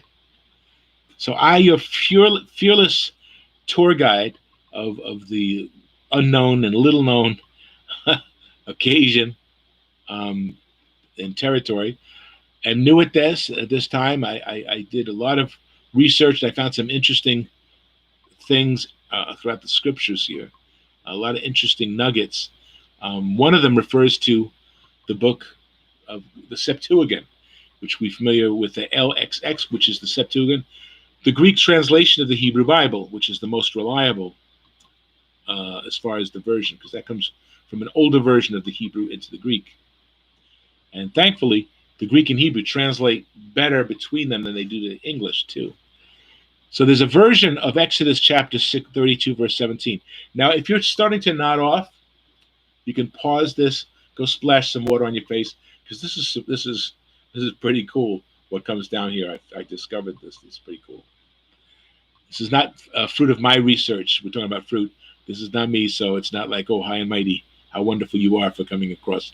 No, I found this the Zadok way. Okay, so Exodus chapter 32, 17 and 18. And this is not in the Hebrew, the Masoretic text. Okay, so buckle up. And Yehoshua, having heard the voice of the people crying, said to Moses, and this again is referring to Moses up on the mountain, on his way down, right? Yehoshua says to Moses, there's a noise of war in the camp. And Moses says, it's not the voice of them that begin to battle, nor the voice of them that begin to cry of defeat. Again, the word begin. But the voice of them that begin the banquet of wine do I hear. Okay, can he be referring to the Feast of the New Wine? It's the sound of the preparation of the new wine feast that I hear. Okay, Exodus 32, verse 5. And Aaron, having seen the golden calf, built an altar before it, and Aaron made proclamation saying, tomorrow is the feast of Yahuwah. Then they rose up early on the next day, offered burnt offerings, and brought peace offerings. And the people sat down to eat and to drink, and they rose up to play. Aha. Tomorrow is a feast of Yahuwah. Oh, what could he possibly be talking about? What feast could they be? Could they be perverting? Because obviously what they go on to do is not cool whatsoever. So what feast is being perverted by an illegitimate syncretism of mixings Mixing, not a good idea. Mixing, no good. No good, lo tov. That would include wicked and lawless behavior. So let's retrace our steps. Exodus chapter 24, verse 12. And when we look at the first chapter of Jubilees, we see the same verse there, but Jubilees adds this portion beforehand. It's the exact recorded everything else, but this gives us a date. And it came to pass in the first year of the Exodus of the Bnei Israel, of the children of Israel, out of Egypt, in the 3rd month, on the 16th day of the month, that Elohim spoke to Moshe. Okay? And so the following is the exact text as it's written in Exodus as well as Jubilees. Come up to me on the mountain and be there, and I will give you tablets of stone, and the Torah and commandments which I have written, that you may teach them. Again, Moshe Rabbeinu, he is the teacher, right? 40 days, we know. Okay, so let's go to Psalm 103, verse 7, which says, as far as Yahuwah made known his ways to Moses, his acts to the children of Israel. So Moshe was given some insight that we might not be completely aware of fully, but we can learn and we can study. Okay? Moses looked forward to informing his people of the wisdom and revelation of Yahuwah as he was, after his time up there, getting ready to do this. But something was happening down below that put a big kibosh on his hopes. And we see this in Exodus 24, 16 to 18. Bear with me. Now the glory of Yahuwah rested on Sinai, and the cloud covered it 6 days. And on the 7th day, he called to Moses out of the midst of the cloud. The 15th day is the 3rd of the month, right? The 15th day of the 3rd month is the first day of the week. It's a Sunday, so to speak, okay? And is Shavuot. That's the 15th, right?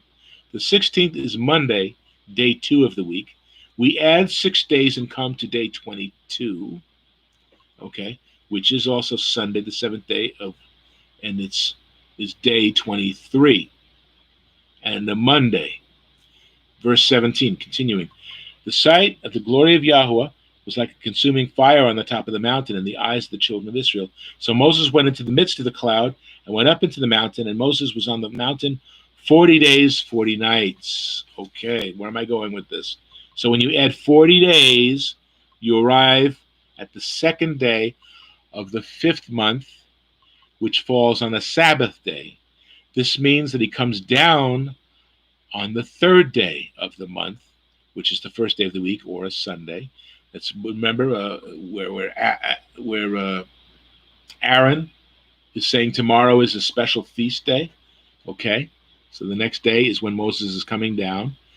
50 days since Shavuot, the feast of the first fruits of wheat which was 50 days since the barley offering, 50 days before that. Now the feast of the first fruits of the new wine, which Aaron was forced to co-opt into a new pagan celebration of wine that was worthy of Bacchus of mythology. Remember that riding on a donkey and he's like intoxicated, Bacchus,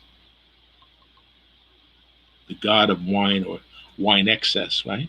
Exodus 32. So instead of bringing the joy of the winepress, we have the trampling of the winepress and judgment. The golden calf is destroyed and pulverized.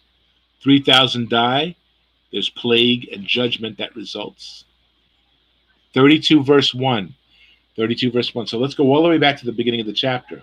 Peace, and it all comes together without question what happens here. Now when the people saw that Moses delayed coming down from the mountain, the people gathered together to Aharon and said to him, or rather they demanded of him, come, make us Elohim, that we should go before us. For as for this Moses, this man who brought us out of the land of Egypt, we don't know what has happened, what's become of him. They're trash. They're talking down to him, with this man, this Moses, this guy. As for this Moses, he's not here, so we need you to take over. And again, who was causing the problems? We see Exodus 12:38 talks about a mixed multitude went up with them also, and flocks and herds, a great deal of livestock. Numbers 11 verse 4. Now the mixed multitude who were among them yielded to intense craving. So the children of Israel also wept again, saying, who will give us meat to eat? The book of Hosea once again, chapter 7, verse 8. Ephraim has mixed himself with the peoples. Ephraim is a cake unturned. Now, what does that mean? A cake unturned. It means it's burned on the bottom and it's raw and uncooked at the top. In other words, on the top, uncooked. The mind is mush. The bottom is getting burned, but the top, the blood's not circulating to the brain. They're, in other words, incapable of proper thinking. Aliens have devoured his strength, but he does not know it. The pagan ways have seeped their way in.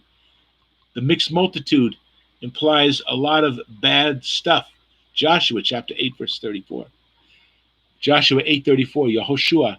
And afterward Yehoshua read all the words of the Torah, the blessings and the cursings, according to all that is written in the book of the Torah.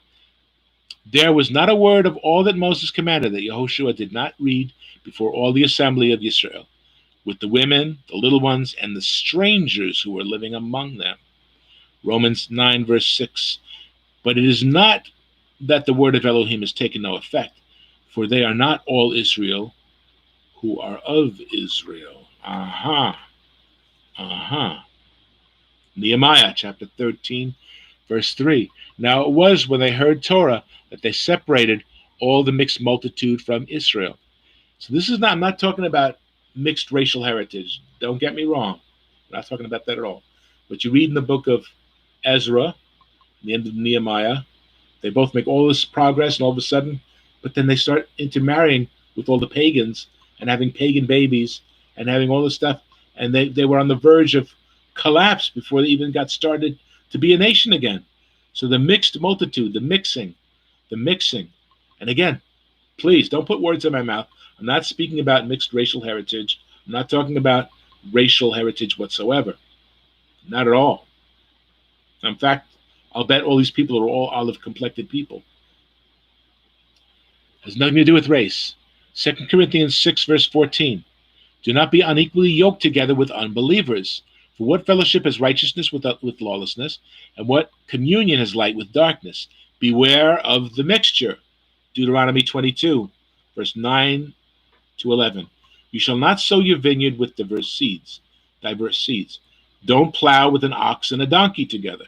Don't wear a garment of different sorts, such as wool and linen, mixed together. Deuteronomy 25, 13 to 14. Don't have in your bag different weights, heavy and light. Don't have in your house different measures, large and small. Mixed natures that are not pure, that are not sincere, but of a double nature, The doubt, just as it says in the book of Jacob, the first chapter. You're double-minded, don't think you can get anything from Yahweh, because you're doubtful, you're double-minded. Again, the D-O-U-B, the doubt, the double, it's where we get the word doubt from, double-minded. So we can't afford to approach Yahweh with this double mixed mindset. We have to be people of faith, people of victorious faith, conquering faith, true faith that gets things done. So, recalling the delayed return of Moses, Messiah gives this story in the context of his Olivet prophecy concerning the times ahead, the end times. So this is Matthew, Metayahu chapter 24, verses 42 to 51. So it's a bit of a story, so bear with me. A story that Messiah gave, which is a parable of what's happening and what happened already with Moses on the mountain. Watch therefore, for you do not know what hour your Adon is coming. But know this, that if the master of the house had known what hour the thief would come, he would have watched and not allowed his house to be broken into. Therefore, you also be ready, for the Son of Man is coming at an hour you did not expect. Who then is the faithful and wise servant, when his master made ruler over his household, to give them food in due season? So again, the food in due season is the teaching, the appropriate teachings. In due season is the appointed times, the moedim. Food in the appropriate times of the appointed dates. Blessed is that servant whom his master, that when he comes, will find doing so. Assuredly, amen, amen, proof. I say to you that he will make him ruler over all his goods. Those who are faithful to Messiah will rule and reign with him for 1,000 years in the millennial kingdom.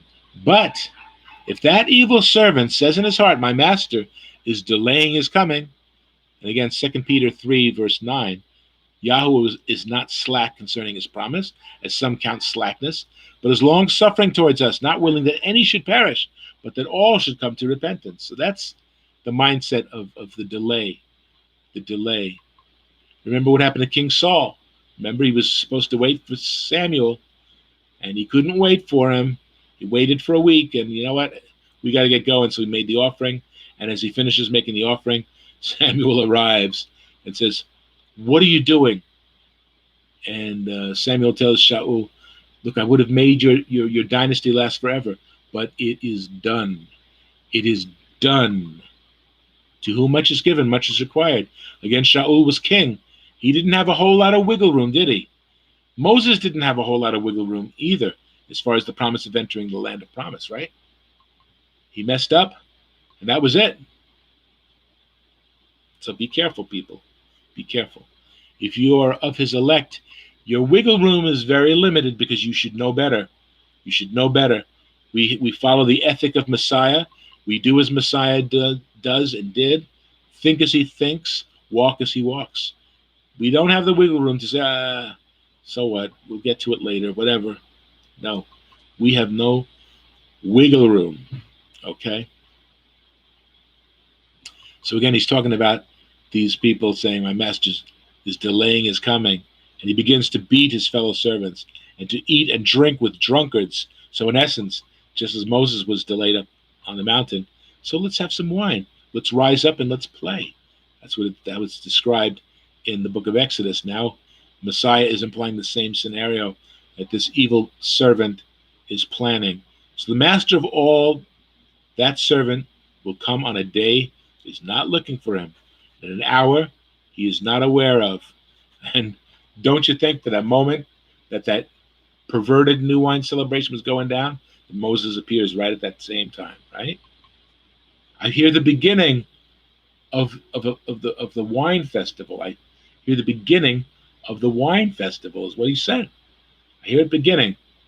Is it the beginning of the war? Is it the beginning of this? No, it's just starting now. Oy.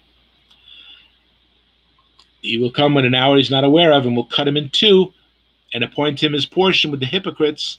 There will be weeping and gnashing of teeth. This leads us to one final point. And so I hope you're able to piece that together, that the Feast of the New Wine was acknowledged in the Torah. They were able to understand that somehow. And as Moses is coming down from the mountain, it's 50 days since Shavuot, and it's the day of the new wine being celebrated in a perverse way. So it's acknowledged that it was known to be a feast day. So again, the final point I want to is the greatest, most ethical teaching in Scripture, where help comes from an unlikely source. Again, where the ethos of theos is exhibited by an unlikely candidate, right? Where we love our neighbor as ourselves. So I'm going to the Gospel of Luke, and it says everything to do with the subject of the wine and the new oil. You watch. Luke 10, verse 25. Behold, a certain lawyer, and we're not talking about Perry Mason, but a so-called expert in the Torah, okay? A lawyer stands up and tests Yeshua. So he brings attention to himself, and he says the following. Teacher, Rabbi, what shall I do to inherit eternal life? Which is a good question, right? Good question. Yeshua said to him, what is written in the Torah? What is your reading of it? Interesting that he says it like that. What does it say in Torah? And how do you interpret this? What does it say to you? Very interesting. So he answered and said, you shall love Yahuwah, your Elohim, with all your heart, with all your soul, with all your strength, with all your mind, and love your neighbor as yourself. Yeshua said to him, "You have answered rightly. Do this and you will live." But he wanted to justify himself, it says. So again, he stands up and he wants to be noticed as somebody who gets approval from the Messiah. Big shot that he is. He says to Yeshua, "And who is my neighbor? Just who is my neighbor?" Then Yeshua answered and said, "A certain man went down from Jerusalem to Jericho and fell among thieves." Now we're familiar with the story, so I'm going to stop here for just a second and bring a new element that you might not have considered before. Now, going from Jerusalem to Jericho, it's 17 miles, okay? And it's a drop from 2,500 feet above sea level to about 800 feet below sea level. So it is quite a drop. So is there a metaphor in that? I'm going to show you that there is. Peripipto, peripipto. And he fell among thieves. Okay, peripipto, to fall around, to fall in with, to be involved in. So, this guy may have made a deep descent in his moral character, as well as the descent into Jericho, the place of judgment and destruction, by going to Jericho. Perhaps he was seeking to become a thief or to join a pack of thieves himself.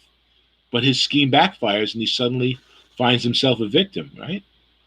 So he fell in among thieves. It's an interesting phrase.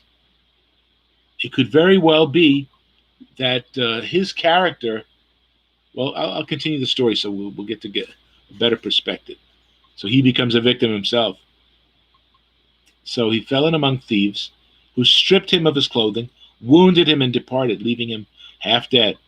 Now by chance a certain priest came down that road, and when he saw him, he passed by on the other side.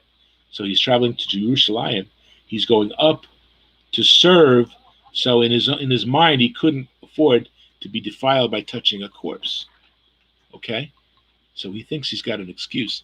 Likewise, a Levite, when he arrived at the place, came and looked and passed by on the other side. So he's got the same concern, though unjustified, when life is at stake. All your reasoning is tossed out the window for the opportunity to save a life. Okay? But a certain Samaritan, okay, all right, he's an outcast who has no legitimate business even to be in that location, right? He's an outcast. As he journeyed, he came to where he was. And when he saw him, he had compassion. He was moved with compassion to act. He was exhibiting the agape, the loving, action-packed doing of love. So he went to him and bandaged his wounds, pouring on oil and wine. Interesting. Because oil and wine also had a holistic, natural, medicinal purposes as well when applied. Remember when Shaul is talking to Timothy, 1 Timothy 5:23, when he tells him, lay off the water, because sometimes water sources can become contaminated, right? You're having stomach issues, have some wine. Have some wine. It'll help you. He's not saying fall down drunk wine, wino. Don't become a wino. But have a little wine. Bring wine into your daily routine. You're going to find you're going to feel better. It's true. The oil also had medicinal qualities also. So it's interesting that these two items that are crushed serve us and can serve our bodies. Our bodies are made in such a way where these elements can actually benefit us in many, many ways, spiritual ways and physical ways. Okay, so he poured on oil and wine and set him on his own animal and brought him to an inn and took care of him. He nursed him back to health. And the next day, when he departed, he took out 2 denarii and gave them to the innkeeper and said to him, take care of him, and whatever you spend, when I come again, I will repay you. So, which of these 3 do you think was neighbor to him who fell in among thieves? He fell in among thieves. So again, if he was a criminal wannabe completely undeserving of mercy, the love that is shown to him is all the greater. So perhaps if given the opportunity, this guy might have even beaten and robbed the Samaritan if given the chance. You don't know. But the Samaritan's love for somebody who needed help didn't question him. Well, he might be a racist. He might look at me, a Samaritan, and say, "Who are you? What are you doing in this region?" But he didn't consider that. He didn't think for a moment what his politics are, what his racial interaction was. He saw somebody who needed help, and he helped him. He helped him.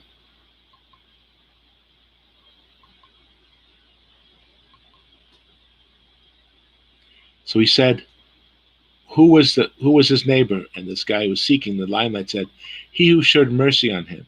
Then Yeshua said to him, "Go and do likewise." Go and do likewise. So this guy that was all, self-promoting, he might have been a racist. He might have been somebody who was reluctant to admit that a Samaritan could do anything good for anybody, but he had to admit that he showed mercy and love towards somebody. And Messiah was saying, you do the same. You do likewise. You don't pass by the other side of the street when you see somebody in need. You go and do. And these words might have been bouncing around his head for years, for all we know. Maybe he did turn it around and stop being self-aggrandizing and actually do something. Right. So let me sum this up then for you. I went through this pretty quick. I thought this was going to be a long thing, but you guys got off easy. So you're going to have to go back and watch and take notes. Maybe I could have taken some more time, but I'm wrapping it up right now. So this teaching of the dedication of these first fruits, these offerings of grain, new wine, and oil, is useless unless it is accompanied by mercy, love, and actions of selflessness and essentially death to self. We are like the grapes. We are like the olives. We need to be crushed in order to be presented as living sacrifices, wholly acceptable to our loving Father. So in these days that we're building ourselves up to make a presentation of ourselves, when we can look at Yahuwah and say, Hine, Hineni, which is here am I. So again, it's the word Hine, behold. But that's the word when you say, somebody calls you, Hineni, which literally means behold I. Behold, look, I'm in evidence. I'm not calling from another room or shouting down the block. I'm here. I'm right here. You see me. Hineni. So we need to be available. We need to be accessible. We need to be a benefit to others. As my good friend and mentor who passed away this year, and I'm sure I said this before, says, it's great that you have various abilities, but your greatest ability is your availability. We need to be available to help each other, to teach each other, to learn from each other, to help each other. And regardless, doesn't matter if this guy was a racist. Doesn't matter if this guy was one of them. Get right. Do the same. Get right and do the same. There's no time for that nonsense. This world is going to hell. It's going to hell. One of the signs that Messiah gave was that nation shall rise against nation. So I guess that's talking about China and the U.S. No, the word is ethnos, ethnic groups, blacks and whites and browns and reds and yellows. We're going to be at each other's throats. But we are exempt from that. We are exempt from that. Don't let that even be entertained in your head to hate somebody based on this. Come on. Come on now. That's really foolish. Really, really foolish. And we are to be wise. The fear of Yahweh is the beginning of wisdom. Once we acknowledge him, then we can learn. And that's why we can't be a novice. We can't be new wine bursting wineskins, because we have to be mature. We have to grow from experience, from learning, on-the-job training type of stuff. Book smarts can only get us so far. I know somebody years ago who was quoting scripture all the time, and he wouldn't lift a finger to help you. Lift a finger. Just like Messiah talked about the Parashim who put burdens on people, but don't lift a little finger to help. So let that not be said about us. That's not a defining characteristic. What did Messiah say? He says, your love for each other, your love, your compassion, your agape, active love, selfless love, um, ethical position in life. We need to take charge. We need to be in charge of ourselves at the very least and be good, regardless if there's no reward attached to this. This guy could have said, this guy's going to be a burden to me. Now I got to pay for him. I bring him to an inn, and would the innkeeper say, hey, who's you? What are you doing bringing him up to me? What am I supposed to do? What am I going to do? What am I going to do? Who's going to pay for him? And so he's going to be a bigger burden. I let him ride on my donkey. It delayed me from my appointment. I took him to the thing. That's enough. No, we go beyond that. We go beyond that. We make sure that he's taken care of. We make sure that he doesn't have anything to fear, but that he can get well and recover. And any additional cost, we'll cover that too. We'll absorb that loss. It's not a loss, because that is your tithe. That is your tithe. That is your grain, your new wine, and your oil. When you give of yourself, the bread had to come from home. The offerings of the first fruit coming from home. The bottled wine, the jars of the oil coming from home. So again, actions of selflessness, wine and oil, and nourishment provided by the barley and the wheat can act as medicine to a wounded soul. And as we count up to they're new to us, these new celebrations, we can grow week by week and meet their pinnacles. 7 weeks, 7 times 7, the act number 7, the continuous action. Building up, building up, building up. Don't be content with status quo. We got to excel. We have to go beyond. It's not just enough to pour oil and wine on this person's wounds. Take him to the inn and pay for his recovery. That's going way beyond us, what we think of being a good neighbor. It's a complete stranger. And this guy could be a racist, and he could be a criminal. Maybe he should have died there. Good on him. Tui. Maybe he should have died there. Maybe you stopped a career criminal in his tracks when it's told him what love was shown to him by somebody who he was a racist towards, who that he might have ripped off if he was given the opportunity. That's how we change our world. Okay.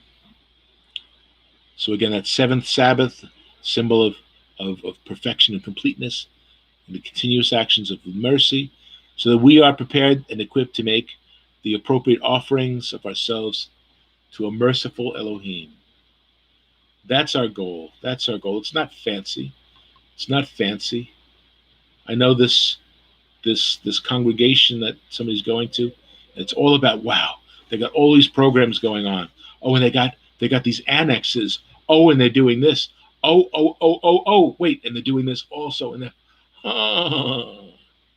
doing so many great things here. McAfee, you're not allowed to run a test on my computer. No, thank you. Okay. Everyone's trying to get into the act. So be true, and be loving. We need to not act like believers. We need to be believers, and we need to show our love with actions, not just, oh, well, I would have helped. Oh, I saw what happened over there. Well, if it was up to me, blah, blah, blah, blah. Okay, what would you have done? Cut to the chase. A lot of times you don't have to think. What you're gonna do? Should I do? Shouldn't I do it? Should I? I don't know. I don't know. That's the double-mindedness. That's the doubting person. That's who you should not be. We need to be people of action, people who are willing to do, to help, what's within our capacity. Obviously, there's certain things that are beyond us to do. Like, I know nothing about cars, so I see somebody pulled over, so I don't know what to suggest. I need to know more about cars in order to help other people or whatever. So be faithful. Be faithful. Let me just say a quick prayer as we put an end to this teaching. I hope it's been helpful. I hope it's opened your mind up a little bit. Eager to keep these Moedim, these additional first fruit celebrations, and even wood offering. Strange, but yeah, wonderful, wonderful. So let's give him thanks.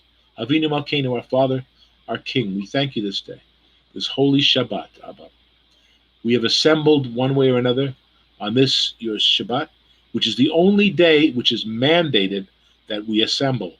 No other day of the week are we told to assemble, to hear your word. We're to hear the word throughout the week, yes. We're to stop what we're doing and give you our full attention. And this is the one day that we're commanded to do this. It's good to do it on a Tuesday or a Thursday.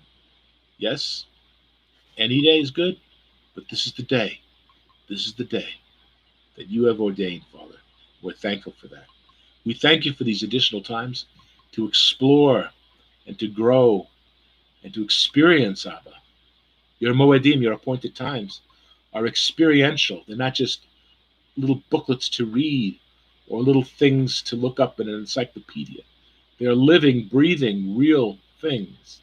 So we're thankful for them, Father. And Abba, wherever we are at this time, and we're worried about these various illnesses, we're worried about the rioting, we're worried about people being taken advantage of and being treated like a less than.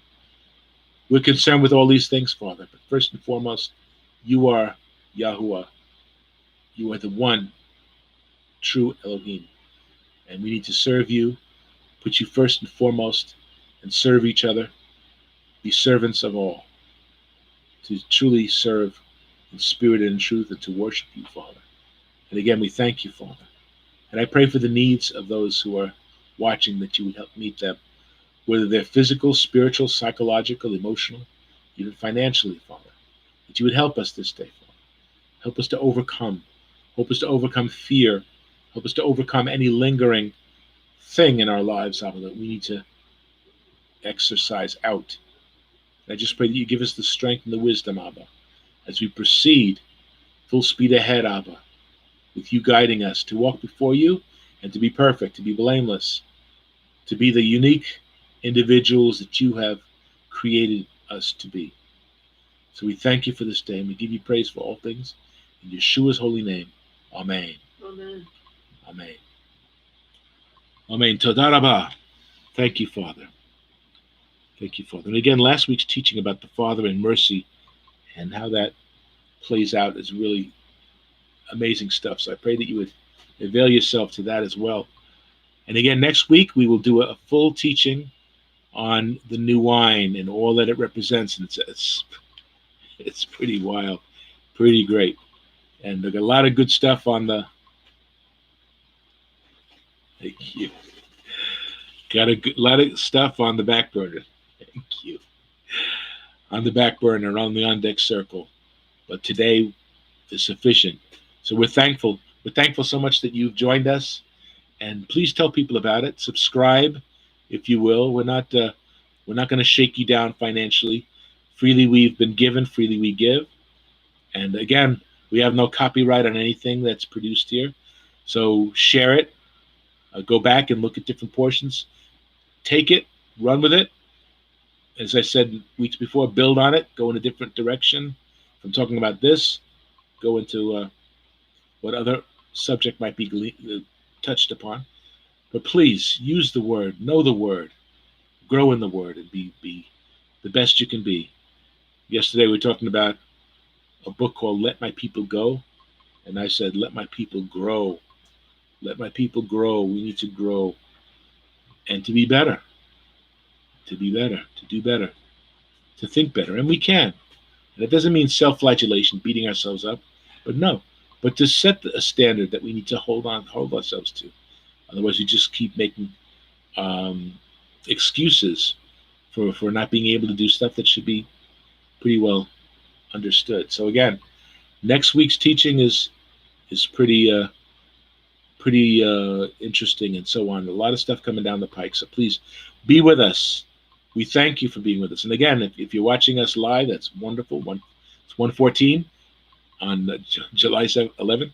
But if you're watching us during the week at 3 in the morning or 6 in the morning or 7 in the evening, whatever, you can find the time to do it. We thank you. We thank you. And please look up our references. And as we say, prove all things, test all things. If something sounds a little shaky, because a lot of stuff we're teaching from this position here is not, and again, it's not pride or arrogance that's saying, it's just a matter of fact. We've had a lot of experience in different groups that we visited with and had some impact on some of them. Others were not so keen. But we've been moving forward. We've been grateful for the opportunities that Yahweh has given us. Amen. So now comes the time on how you can contact us.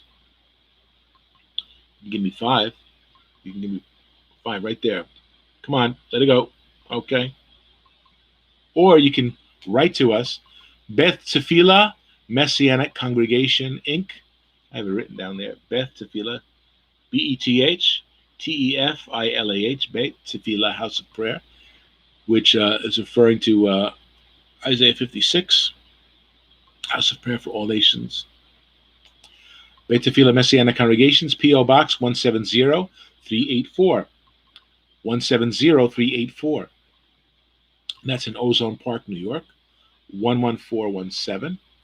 That's Ozone Park, 11417, 170384. Our email address is milkakkorn@aol.com. All right. And phone number 718-366-5282. Okay. Don't make me regret that. But I want to get to know you guys. I want to share with each other, get to know you. And like I said, you can come and give us a scripture on live air as well. So we can spend more time with that. That's a great thing to do. So we want to encourage you. At this time, the next we read our 10 words, the Devarim. We go to Deuteronomy chapter 5, verse 1. And we read the 10 words. Okay? And Moshe called all Israel and said to them, Shema Yisrael, hear, O Israel, the statutes and judgments which I speak in your hearing today, that you may learn them, be careful to observe them. Yahuwah, our Elohim, made a covenant with us at Horeb. Yahuwah did not make this covenant with our fathers, but with us, with those who are here today, all of us who are alive. Yahuwah talked with you face to face on the mountain from the midst of the fire. I stood between him and you at that time to declare to you the word of Yahuwah, for you were afraid of the fire and did not want to go up the mountain. So he said, I am Yahuwah, your Elohim, who brought you out of the land of Egypt, out of the house of bondage. You shall have no other Elohim beside me. You shall not make for yourself a carved image, any likeness of anything that is in the heavens above, or that is in the earth beneath, or that is in the waters under the earth. You shall not bow down to them nor serve them. For I, Yahuwah, your Elohim, am a jealous Elohim, visiting the iniquity of the fathers upon the children to the 3rd and 4th generation of those who hate me, but showing mercy to thousands of those who love me and keep my commandments. You shall not take the name of Yahuwah, your Elohim, in vain. For Yahuwah will not hold him guiltless who takes his name in vanity or as vanity. Okay? Observe the Shabbat day, to guard it as kadosh, as holy, as Yahuwah your Elohim commanded you. 6 days you may labor and do all your work, but the 7th day is the Shabbat of Yahuwah your Elohim. In it you shall do no work, you, nor your son, nor your daughter, nor your male servant, nor your female servant, nor your ox, nor your donkey, nor any of your cattle, nor your stranger who is within your gates, that your male servant and your female servant may rest and cease from their activities, as well as you. And remember that you were a slave in the land of Egypt, and Yahuwah your Elohim brought you out from there by a mighty hand and an outstretched arm. Therefore, Yahuwah your Elohim commanded you to guard the Sabbath day. Guard it, observe it, honor it. Honor your father and your mother, as Yahuwah your Elohim has commanded you, that your days may be long, and that it may be well with you in the land which Yahuwah your Elohim is giving you. You shall not murder. You shall not commit adultery. You shall not steal. You shall not bear false witness against your neighbor. You shall not covet your neighbor's wife. You shall not desire your neighbor's house, his field, his male servant, his female servant, his ox, his donkey, or anything that is your neighbor's. These words Yahweh spoke to all your assembly in the mountain, in the midst of the fire, the cloud, and the thick darkness, and the word with a loud voice. And he added no more. And he wrote them on 2 tablets of stone and gave them to me. Moshe Rabbeinu, Moses, our teacher. And this is the Torah which Moshe placed before the children of Israel. It is in accord with the Lord Yahweh's command by the hand of Moshe. A tree of life it is. A tree of life it is for those who take hold of it, and blessed are the ones who support it. Its ways are ways of pleasantness, and all its paths are peace. Long life is in its right hand, and its left are riches and honor. Yahuwah was pleased, for the sake of his righteousness, to render Torah great and glorious. And when the ark rested, Moshe would say, "Return, O eternal Yah, to the myriads of Israel's families. Arise, O Yahuwah, to your resting place, you and your mighty ark. Clothe your priests, your Kohanim, with righteousness. May those who have experienced your faithful love shout for joy. Amen. Amen. For the sake of your servant David, don't delay the return of your Mashiach. I give you good instruction. Do not forsake my Torah." And again, we are called to be Kohanim. Kohanim, not according to the Levitical priesthood, but according to the priesthood of Melchizedek, the one that Mashiach is. That we are to be priests and princes and princesses, kings and queens with him, ruling with him. So we give him thanks for the opportunity to manifest his splendor in our lives, that we can experience him in the fullness of truth. So again, we thank him for Torah. And we say the final blessings. Baruch atah Yahuwah Eloheinu melech haolam asher bachavanu. I'm sorry, let's do it again. I was reading the first portion. Baruch atah Yahuwah Eloheinu melech haolam asher natan lanu Torat emet v'chayav lanu betukinu.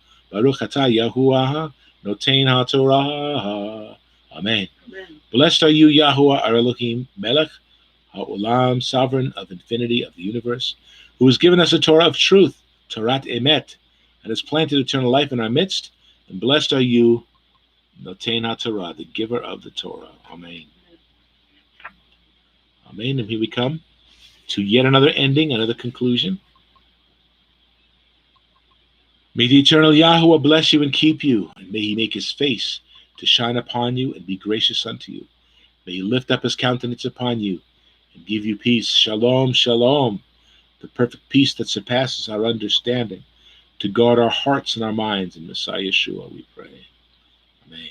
Amen. Yivarechach Yahuwah v'yishmerecha, Ye'er Yahuwah panav elecha v'hunecha, Yisa Yahuwah panav elecha v'yasem lecha shalom. Shalom, shalom. And then we come Shalom. to our final song.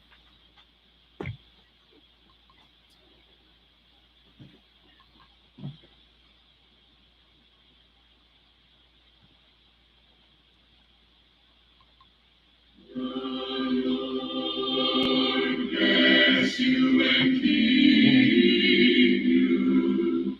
The Lord lift his countenance upon you and give you peace. And give you peace. And give you peace. The Lord make his face to shine upon you. And be gracious unto you. And be gracious. The Lord be gracious. Gracious unto you.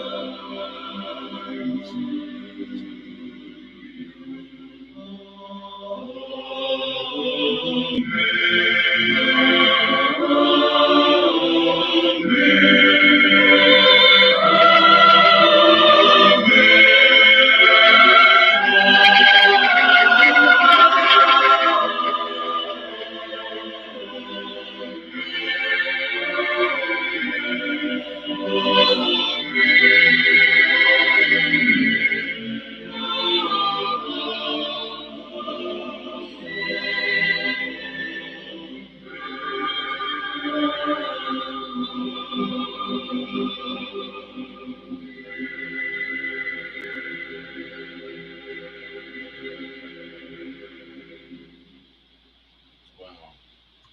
I'm always impressed by that rendering of that, especially the guys that go really deep in that bass voice.